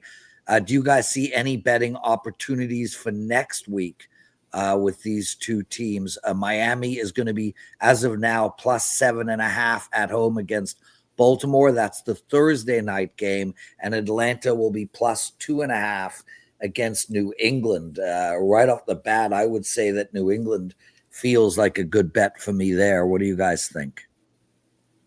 I can't imagine that number doesn't start moving to 3, and we're already bet can be moved to 3 already. Yeah, I got another personal services announcement. Head over to your sportsbook now and bet New England -2.5. Worst case scenario, you'll bet out of it later at 3. Or how about the Bengals plus the 1.5 as well? I said earlier today too. Yeah, well now, so +1.5 for the Bengals against Chicago. That's an interesting bet too, and this Bengals team has hope. 3-4 on the season. So I like that bet too as a look ahead. And Houston is a pick 'em against Denver next week. And I got to tell you, man, CJ Stroud, 27 with 35, 317, 2 touchdowns, 1 INT. These are big numbers. I think this is more an indictment of the MASH unit that is the 49ers defense. than it is CJ Stroud being good at football. But why wouldn't that be the case last week then? I mean, you had just lost. Seattle's got a good defense, though. What? Who did play last week? I thought they played Seattle last week. No. I'm talking about San Fran's defense last Fran. week was good. The week before, so is this indicative of how bad San Fran's D is playing, or has Houston turned the corner? I don't think Houston's turned the corner just yet. And I also think we need to see more than 1 week to determine if a team's turned the corner. I'm not sold on. I want to see more than 1 week from the Dolphins. I want to see more than 1 week from the Texans. We did see more than 1 week from the Panthers, and look what they're doing. But it's still the NFL. You're still getting players that deserve to be in the NFL. They can step up and play week in and week out. I need to see more than just one game. Yeah, I'm like, I released to my clients a 3-team money line parlay, Philadelphia, Buffalo, and New England, and it's like, man, why did I put it on the money line? The answer is because 3-team ATS parlays are horrible bets, although they are the best parlay you can make, closest to true odds out of any single parlay. True odds on a 3-team parlay is 8-1. They give you 6-1. That's the best parlay you can make. Better than a 4-teamer, a 5-teamer, or a 2-teamer. And there you have it. I'm going to go back real quick, Prez, to your question on Houston. And my only thoughts on the Texans are, I don't even know if it can be, if the question should be a CJ Stroud turning a corner, but it's that offensive line, right? Tom said it's an indictment on the San Francisco banged up defense, and it could very well be. Houston's line hasn't protected CJ Stroud at all this season, and today he's upright and clean. Either the line's getting better or San Francisco's injuries played a part in what's happening today. I don't know which, but that's kind of the question you got to ask. I think it's that because all of San Francisco's pass rushers are done for the year at this point. It's hard because Houston's offensive line stinks. They are terrible. So here we have Philadelphia moving the ball there in field goal range. I love that green. That green is amazing that Philly is wearing. It's like all I see is Reggie White, R.I.P. Reggie. I just, I see that green and it's like the first thing comes to mind, Reggie White. What? I hate how every team just ruined their jerseys. Like almost every single 80s throwback that they do now, we're like, these jerseys are great. And we should just be still playing in these jerseys. It's not nostalgia making them look back. They objectively looked better. Except I actually don't like the creamsicles. I was going to say, at the same time, when they're wearing those jerseys, they're the ugliest things in the world. Remember when the Padres were wearing brown and, mustard yellow, and the Broncos were wearing their orange, and all the fans. The Steelers were on a chain gang. Yeah, but then as soon as, 10 years later, it's let's bring back the powder blues from the Chargers. Let's bring back the creamsicles for the Bucks. I disagree. I mean, look at the Seahawks retro jerseys. Those blue. Those objectively look good. Those are good-looking jerseys. Yeah, but at the time, they were dated. They looked dated. Has Chicago ever changed their jersey? A little. I don't think so. The Raiders, their jersey is having. Touchdown Jets. Brees Hall. Wow, and somebody mentioned an over one of the guys on this panel. Look at that interception. Williams. Oh my lordy lord! Is there a miracle in there for the Prez? No freaking chance. No chance. Let's just move on. Those Chargers dark blues, like the LaDainian Tomlinson era ones, I like better. Eagles score again, I think. Right, 30-13. Yeah, they're about nice. Yeah, touchdown. Oh, hello Jets. Could be big for some. Look at that. Houston with a first down again. Oh, I got a field goal to spare. Jets got the 2-point conversion. They are now covering, depending on what you got that number at. It's back to 7. Well, Adam Trigger has the 5% play on that at 6.5. So I got a 5% play on it at minus 135. We'll see what happens. And they got it. With that said, let's go through our in-game bets. Dalton sacked again. I think that's 7 sacks for him today. For who? Dalton for Carolina. Yeah, well, that's a given. The guy's like ancient. I call him the Viking. 10.5-point dogs next week, by the way, in Green Bay. So here are the bets we have going. Ronald Kabang is on under 49.5 in Philly. I'm on over 51.5 in Philly. That one's still to play out. Jets plus 11.5 in-game bet by Adam Trigger. That's looking. You got that right over now. at 54 right now, so you cash that Philly over. Yeah, Jesse Schul. The Philly over has been cashed. Okay. Yes. And there's a touchdown for Baltimore. Look at this. Is there 2 more touchdowns in this game? Hey, it's possible. It is. Jesse Schul over 42.5 in Carolina. That's a winner already. It's at 43, and Teddy covers like Carolina plus 10.5. And I'm just going to go out on a limb and say that one's likely not going to win. Does not look good right now. By the way, heads up, that Ravens touchdown significant because if you were one of the people who bought in when the Ravens said, "Oh yeah, Lamar fully practiced," and you got Ravens 6.5, yeah, you're getting bailed out right now. For now, yeah, for now, kind of hoping Chicago can find 2 touchdowns, just win the game. Yeah, I'm mad because I had Derrick Henry under his rushing attempts, and I bet that before all that news happened, that wouldn't have been a play. Yeah. I liked SF Niners comment in the chat. Jesse is on an ice cube right now. You imagine he probably is doing a ice bath at 3 a.m, drinking a glass of wine, and then finishing with some bench press. So yeah, you know what? You're so right, Sean. You're so right. South Bank writes, "I like this Viola dude." Yes, supposedly the women do too. Something about that mustache. I'll tell you, Prez, real quick. When I was up at Legacy Club the other night, and I was actually up. I took my family up there at Circle here in Vegas, and I'm ordering drinks, and I ordered one too many, and there was this nice group of girls next to me. I handed one off to them, and even with my family there, I ended up getting a number that night. We'll see what happens. Legacy Club is a great place for that. That's my favorite bar. I've been there back-to-back nights now because a couple people are in town for the blackjack ball that I've been hanging out with. Nice. Speaking of which, we're less than a week away from Halloween. We got to make sure you got to remember we talked about a Halloween costume, making sure, implementing the mustache. Oh, we got it. We're good. You got it. Okay. Yeah, okay. We're good. Well, what is it? Magnum PI. Oh, I just guessed Tom Selleck. How did I know? I just guessed it. You were the one who kind of gave me the idea, Sean. So all you're doing is putting a Hawaiian shirt on? Like what the hell? What? No, I got the one, like the signature one that he wears on like all of the art and the covers of it. So I've got that. I've got my white pants ready to go. We're good. I can send you my Ferrari. I wouldn't complain at that. I don't have a Ferrari. You can get one before then. Yeah. You could just run one on the strip. Yeah. Tom. Yeah. Vino, what do you got in NBA? Save my day. That's what S. Santran wants to know.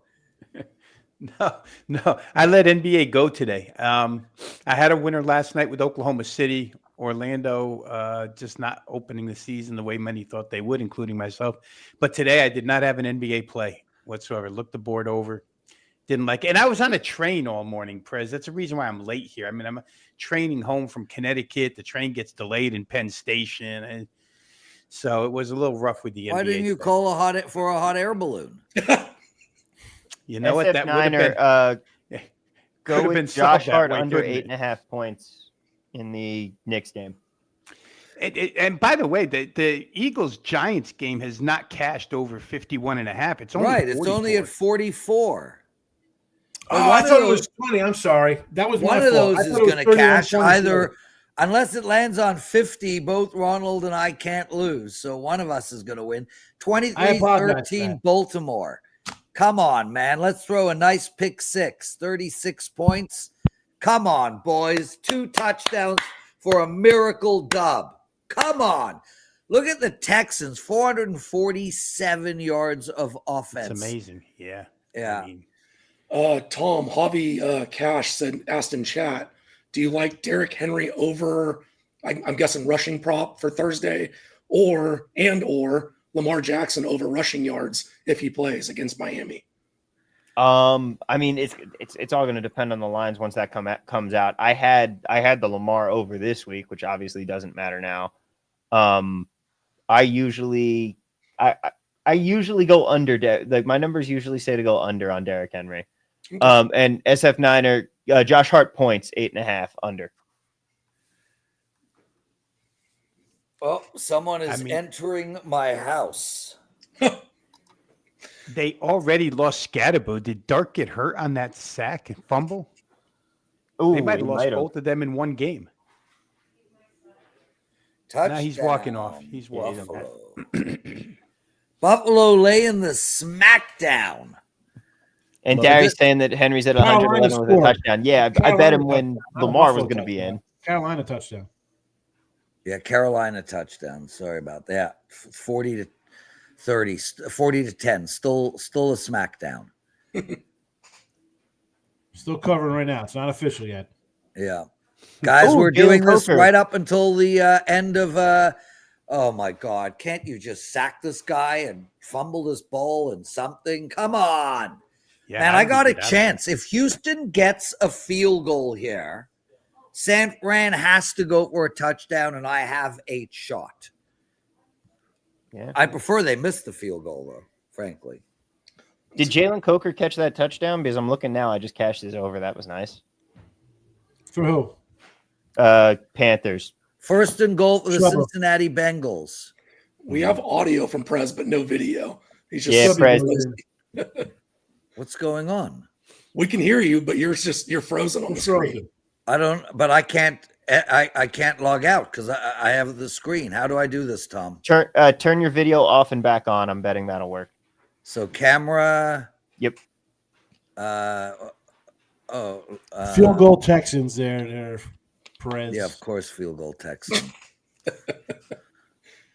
So I'll go to another camera and then I'll come back to the original one. There you go. Better. That's weird.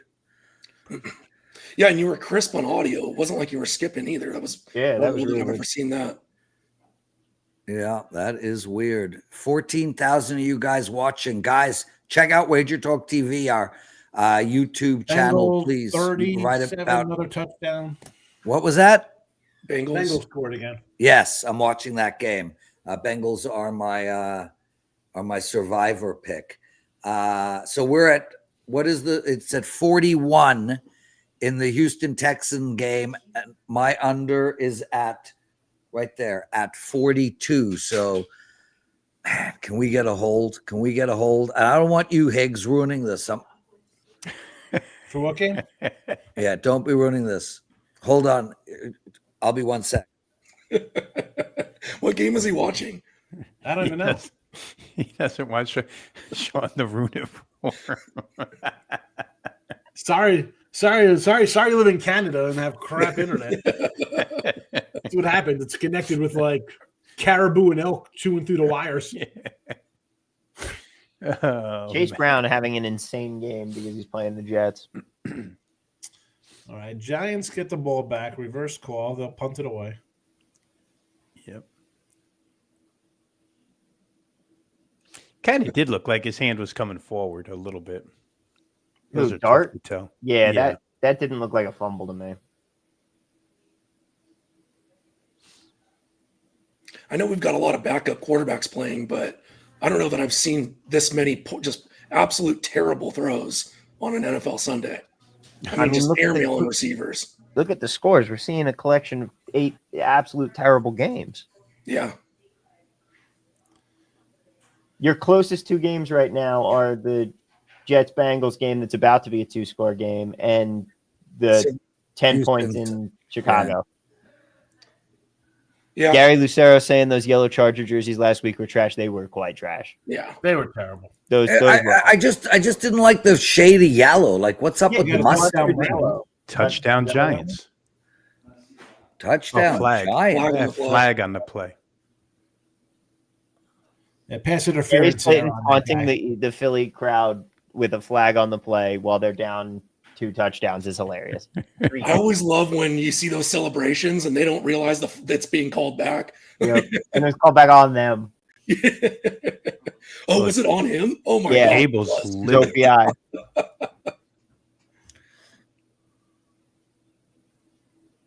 The Houston Texans just laid the smack down, like offensively. I mean, they really were able to move the ball up and down on San Fran. I mean, that was kind of like what they did to English Baltimore football, a few weeks back. We're going to run the ball, short pass. It's like 3rd and 3. We're going to bring the play clock down to 2 and then run it for 6 yards. Like, just ridiculous. Well, they have made some long ball. Like that one touchdown was a 40-yard slant. So, but I mean, look, I can still get this under, man. Houston doesn't care to score. I need San Fran to punt. That's very reasonable. They've been doing a lot of that today. Yeah, well, they're not. Well, they're down. developing a They're pattern down there. by 11, so they will take a field goal. Damn it! That field goal. That's what's going to kill me. Is the fact that the Niners can take a field goal. Yeah, but you might get out of that by the fact that they still need the touchdown, and if it's a short yardage 4th down and field goal range, they might feel like they should go for it. Fingers Get crossed. stoned. No, that's a good start. McCaffrey goes for -5 yards. So, Yeah. Sean Higgs always ahead of me, huh? Yeah. Sorry. It's not your fault, brother. It's not your fault. I won't Prez, say I wasn't God here juice. early. Prez, what were your thoughts on the Blue Jays' first 2 games?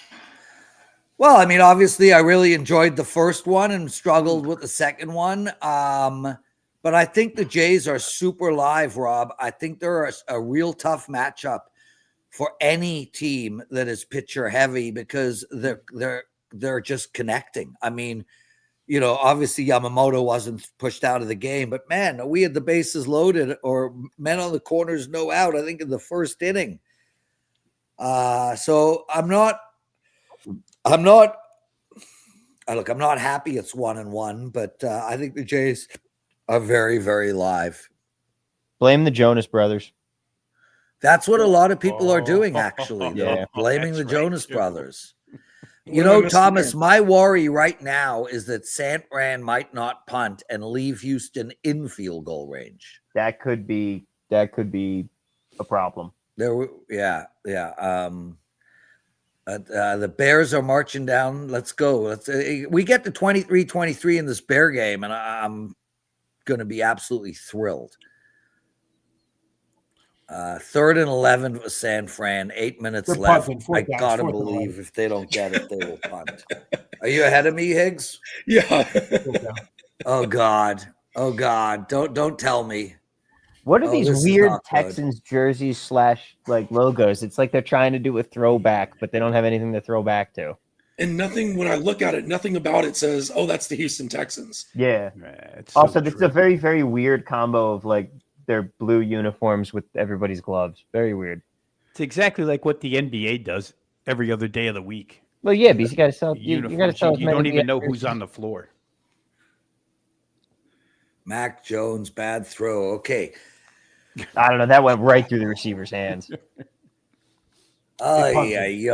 game, I'm going to lose this game by a field goal. I know it. I'm trying to take Adam Trigger's approach here. What's that? Just be completely negative from the moment you wake up to the Falcons moment you go punch to it in. bed, and nothing bad could happen. Who's got Falcon life? No, we don't. Falcon life. Down by 24. Listen, That they Falcons get the being put onside. down. They get the onside kick. You cut the lead in half. You're alive. You're under 5 to go. Dod Juice wrote he knew the Houston line was stinky. Way to go. I don't know how you know that. He also says, nice work on making the final table for the WSOP senior event. Thank you, dude. That was one of the highlights of my life. Wow. Was making the final table. 7,500 poker players in that seniors event.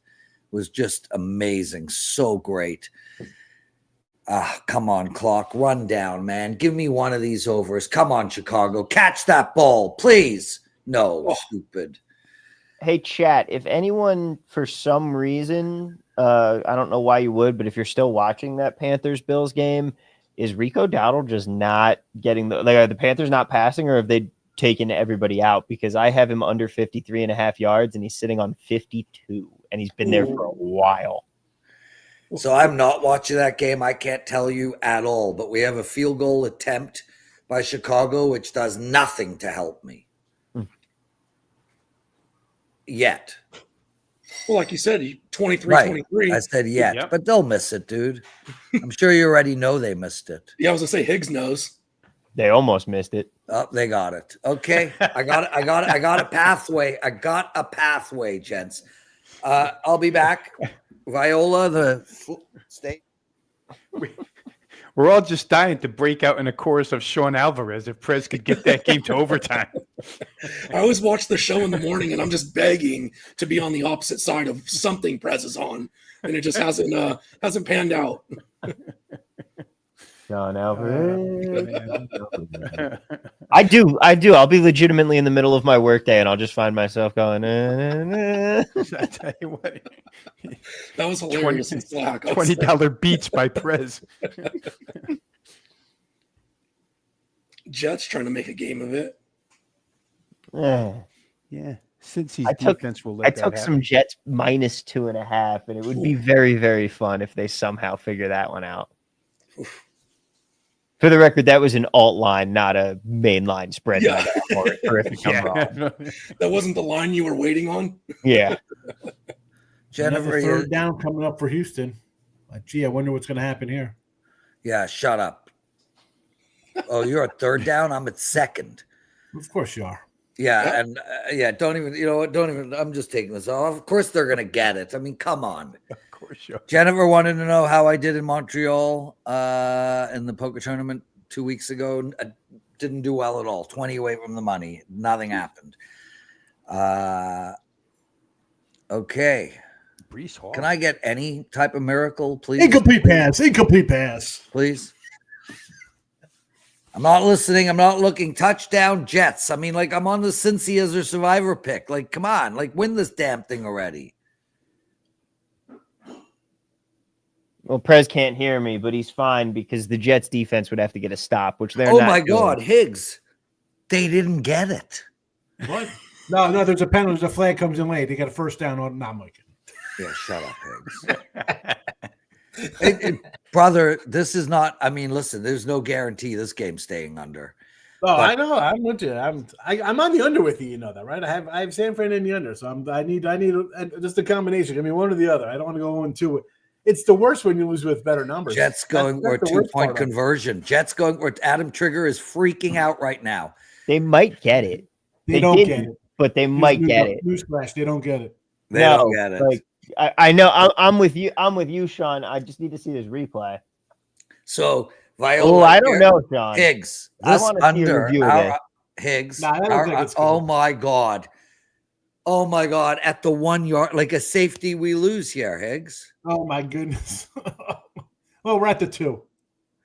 Yeah, but San Fran's not going to punt. They're reviewing it.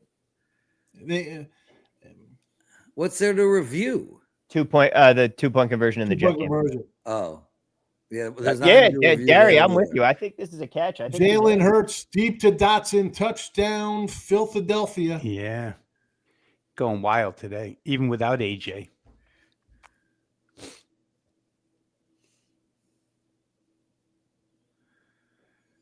Oh man! Do not take a holding call. Do not get sacked. Oh my God! Oh, I can't handle this. Higgs, I'm taking my headphones off. I can't handle this. Poor Prez. Come on!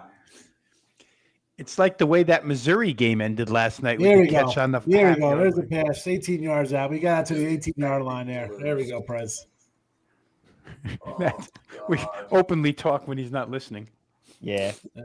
I honestly was only trying to jump on for a couple minutes today, but I am just addicted to this is too much fun. Yes. Yeah, it really is. That's what we needed, Higgs. Get them out of there. I flew off that train and into the car. March down to the 50 and then get stopped. Then we got another one here. We move the ball a little bit again. That's the live total in the Eagles game over, right? Sean, we got the 2 point. It is. Oh, yeah, 38-32. There we go. Oh, no. Was it 51 or 51 and a half? Oh, man. If they could get a stop and tie this up and I get to go to overtime with that ticket, that would be fun. Who, the Jets? The Jets will be taking a lead here. What are you talking about? They're down 6. Oh, yeah, you're right. Because that's what you're supposed to do. You go for 2 down 14. Amazingly, Aaron Glenn passes that test. Boy, Aaron Glenn, he's a genius, that guy. Aaron Glenn. Higgs. If Houston was up by 12, we win this under. Yeah. I don't think we're going to win it, bro. But I'm hoping. Well, I mean, we're closing in. Oh, my God. Oh, my God. Oh, my God. Are you kidding me? What game are you watching? I have What no are you idea. looking at, Sean? I don't know what he's looking at. We're on the 30-yard line. I'm just 2 minutes watching to your go. I don't know facial what he's looking expression. You're like, what the hell is he looking at? I think if Chicago does go down and score a miracle touchdown, I think they go for 2 anyway. So I think I'm losing my 2 totals and winning my parlay. Oh, God. The parlay's done. Oh, he's not listening. Patriots fumble on the 1-yard line. Oh boy, the President's walking away now because we're on the Houston 40 now. Sean, am I going to get suckered into a Jets money line bet?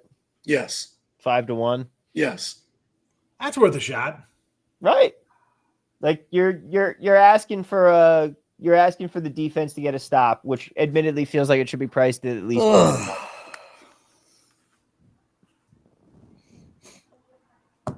Well, wait a minute. They gave the Jets that 2-point conversion? Yeah. Which was the correct call. It was in. Oh, that's right. Andrew G just made a good point.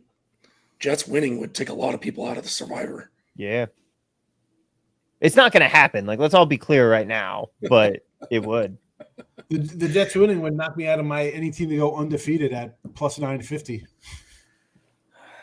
Any team to go defeated? Undefeated. Any team not to win a game, I should say. I'm sorry. Yeah. Well, they won't, because you have to remember, Sean, they're going to win because you have December Jets, the greatest team ever assembled. Every year in December, after the only thing the Jets can do is lose games and help themselves, they become the greatest team to ever take a football field every December. Don't watch the 2-minute warning here. Don't watch it. Good. No. Oh, God. Whoa, put the head back on. There you go. It's all right. All right.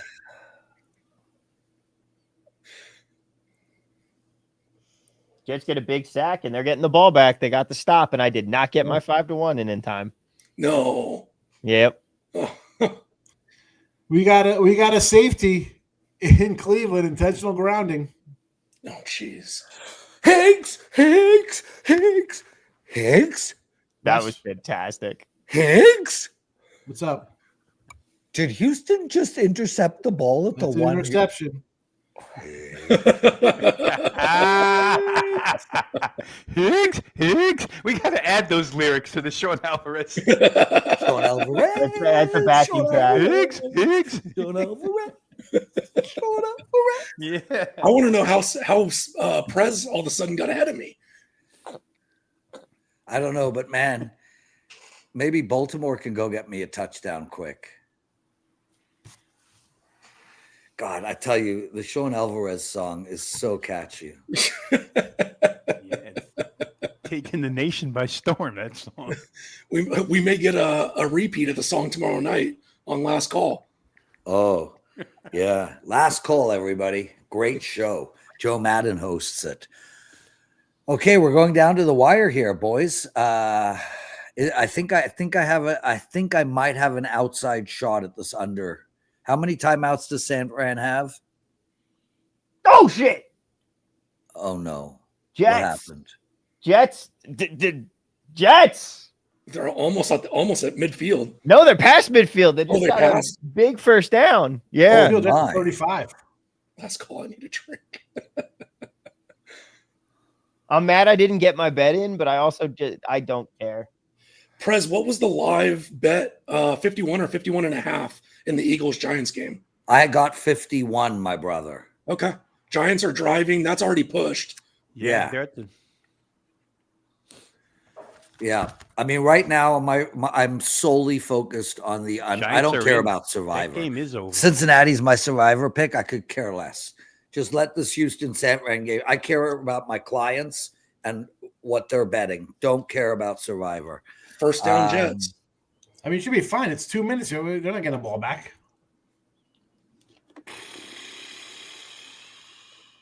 I need first and goal on the Chicago 2 here, Prez. Like I have a chance. Yes, Ravens. I have a.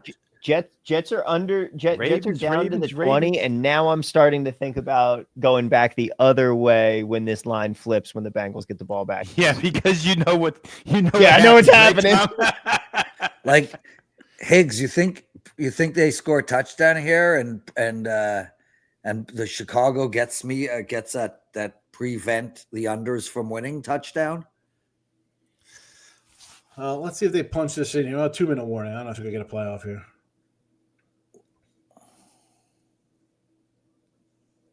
I mean, that's a touchdown. Oh, you're ahead of me. Baltimore's in. Okay, I can't do this with you.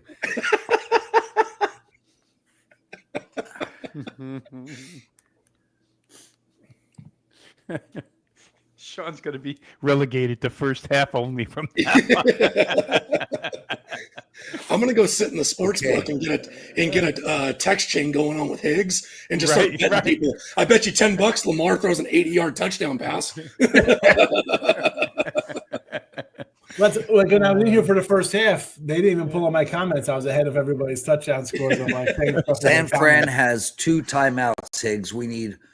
Just don't take a safety. I don't think the Jets got it there. Oh, no. Oh, they gave it to him at the oh boy. All right. I thought they kicked it out to the 20. I don't understand what happened there. That's horrible for us. Horrible. It looked like he wasn't like momentum took him in. I guess they gave it to him. I wasn't sure. Okay. Oh. Touchdown Baltimore. Yeah. Yeah, they got that. Oh my goodness. I don't understand. This is who cares? Who cares? Oh my goodness. They need it, dude. They need a first down. I can't listen to you. So I'm praying. I understand. Now I'm like, please, come on, give me one of these. I will be 1,000% hitting Bengals money line after this. Yeah, there's way too much time left. Way too much time. And they'll be up by 1. We've seen this movie before. Yeah, no.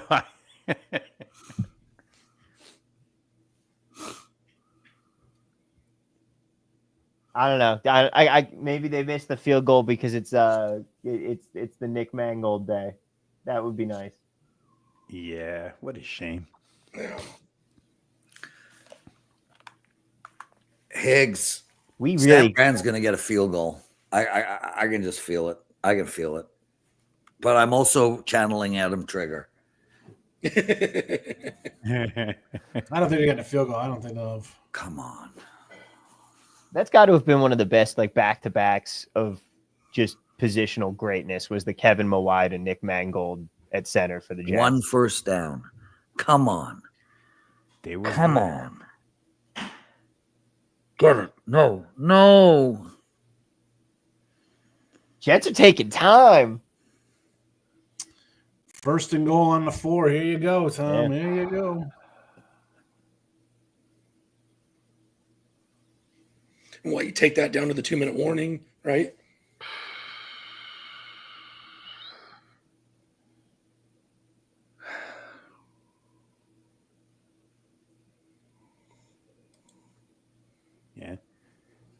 Cincy kicker walks out and hits one from 68 yards. For all you people who just logged on, the show's normally more exciting than this. We're all just We're pretty locked in right now. we're pretty locked in on our There's bets a right lot now. going on. Yeah. Yeah. There's a lot going And on. I can't have my headphones because I'm behind 20 seconds. So Hold on a second. Wait, come back. okay, come on, man. Bears are at the Baltimore 45. Right, what's his total in that game? That's a really great question. He should have won it already. It's shouldn't he? 46. What is his total? Or do you do We're an gonna find in-game out. over 50? We're gonna find out. Oh, he did an in-game over, I think. Maybe he did an in-game over. No, I think it was a Go pregame. back, lose. Yeah. Oh, no way. They gave Rico Dowdle one more carry, and now he's at 54 yards. No. Oh, no. Oh, that blows. She was picking something.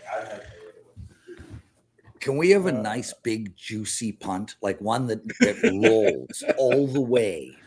It's not happening. It's at the 50. Guys, come on. But I'll take the trade because Tua finished with 20 completions. I had him under 20 and a half. There you Oh, go. nice. Oh my gosh! Did it hit the player? Did it hit the Texans player in the back? Yeah, they're gonna get a field goal. God, why are they not up by 12? I would have taken the push happily, Sean Higgs. Oh, you just know they're gonna go for a quick field goal. What? I love that they're showing Myles Garrett slam his helmet with the Well, he graphic. should slam his helmet. Single He's game wasting franchise his record. entire career. Yeah. I mean, at this point, you took the money. You made your choice. He just took a sack. What's he whining about over there? He just set a franchise record. Like, he could have gotten out before this season. Oh, there you go. There we go, Mac Prez. Jones is just saying he's whining. There's no time on the clock.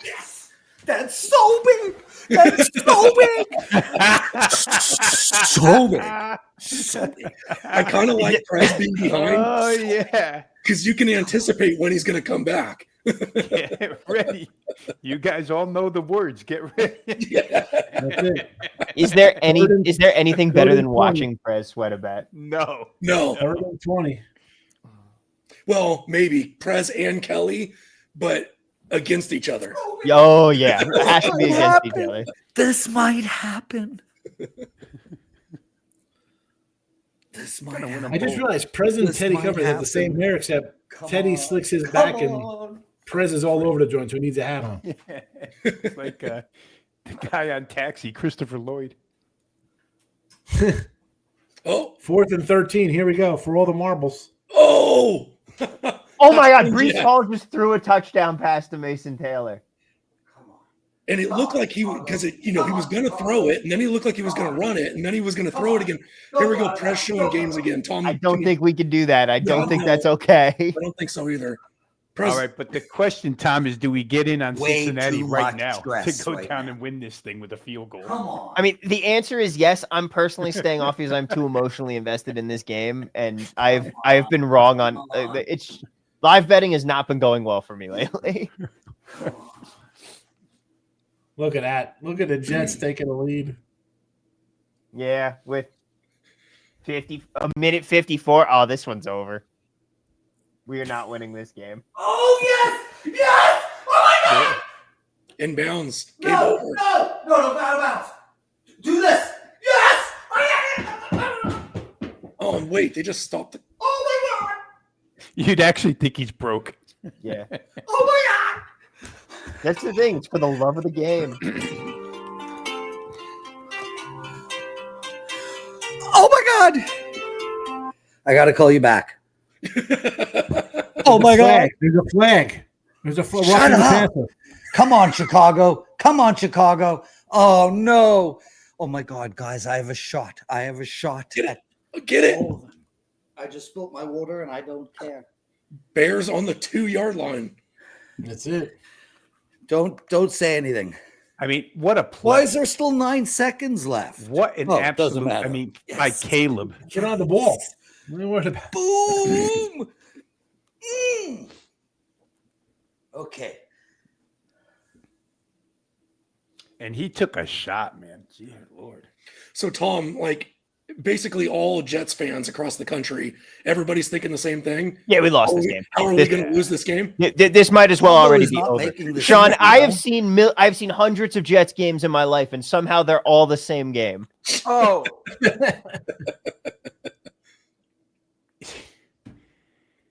4th and 1. Holy shit.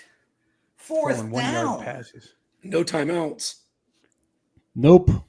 Let's go for a pass. They got stoned at the goal line. How about a Goal flea line flicker? pass. Flea flicker. Unbelievable. Unbelievable. Didn't he touch him?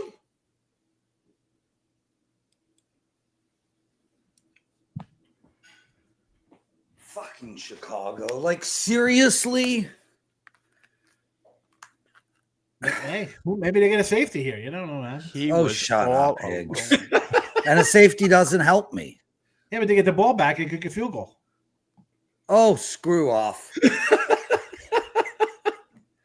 I'm trying to pull for you. The guy was wide open, literally standing by himself. By himself.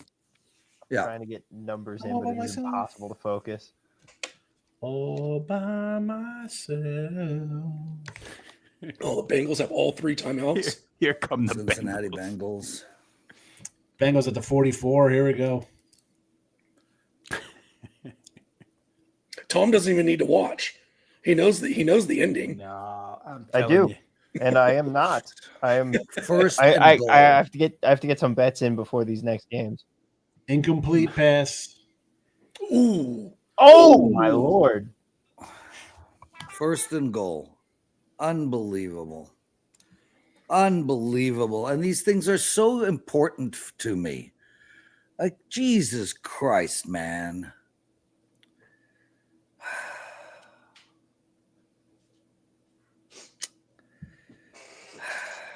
So freaking annoying. Let's try to run the ball on 3rd and 10. There you go. That's a great play. Is Cincy going to try to kick a 70-yard field goal? Is that what they're running the ball on 2nd and 10? I mean, Not calling any seconds timeouts. ago. They haven't called it. Well, now they just called their first timeout. I mean, this is like you're playing your little brother on Madden. Like, you know what? Watch this. I'm going to do a run play, and I'm still going to beat you. Puts his tight end at running back. Watch this. I mean, they got the ball back at what, 1:30?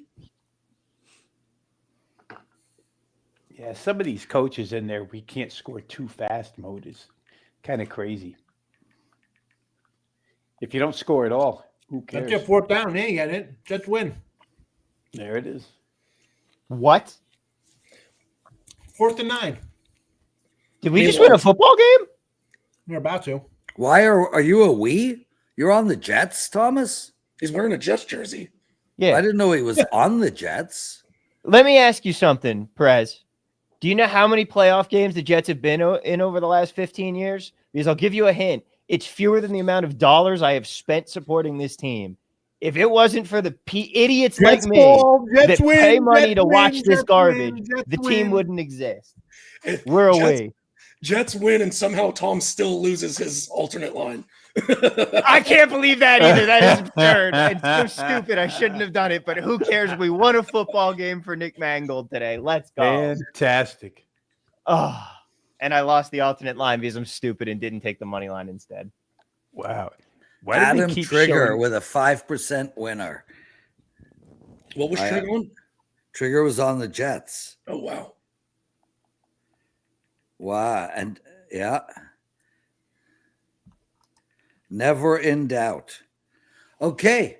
So I think that's the end of the day, boys. All the games are over. I want to give a huge thank you to everybody who logged on and joined us for End Zone Live. Make sure to check out WagerTalk TV, our YouTube channel. We provide about 8 hours of fresh content a day. 225,000 subscribers, one of the largest in the world in what we do. So please check that out. Check out all our shows. We have a bunch of live shows throughout the week. Other than that, shout out to Teddy and Jesse and Carmine and Andrew and Marco and Tom, Sean, Vino, Alvarez, It was incredibly fun doing this all with you guys, and we'll be doing this again next Sunday at 12:45 Eastern time. So we'll see you all then. Other than that, Real Thomas, quick, go ahead. Sean, would you guys like one last piece of phenomenal content for the day? Of course. All right. I got to call my aunt. She's going to have thoughts on this Jets game. And I promise you, as a classic old Italian woman, this is going to be worth it. Okay. Let's have it. Let's Call hear Aunt your Debbie. aunt live on air, and then we'll call it a show. I promise you, tremendous content. They were here this week. She and my cousin were here this weekend, and we spent a good half of the weekend bitching about the Jets collectively. She may be running around the house right now. We've won a football game. No fucking way. Also, you're on air right now on our YouTube show, but it's okay. You can say that. But the Jets have won a football game, Aunt Debbie. Oh my God, the Jets won a football game. What was the score? 39-38. Oh boy, I thought I missed the best game. No, she wasn't watching. They were driving. They're driving back right now, back to Utah from Vegas. Hey Debbie, what do you think? What do you think of this team? I think this team sucks. Why? We were. Want the truth? Yeah. I mean, and that's sugarcoating it. All right. Can't believe we won. Guys, I got to call this a show. Yeah. Everybody, right. thanks for Aunt doing Debbie. this. Thanks for being here. Lots of love. See you all next Sunday. Thomas, I'm clicking end screen. Goodbye, everybody. Thanks for being here. Take care, fellas. See ya.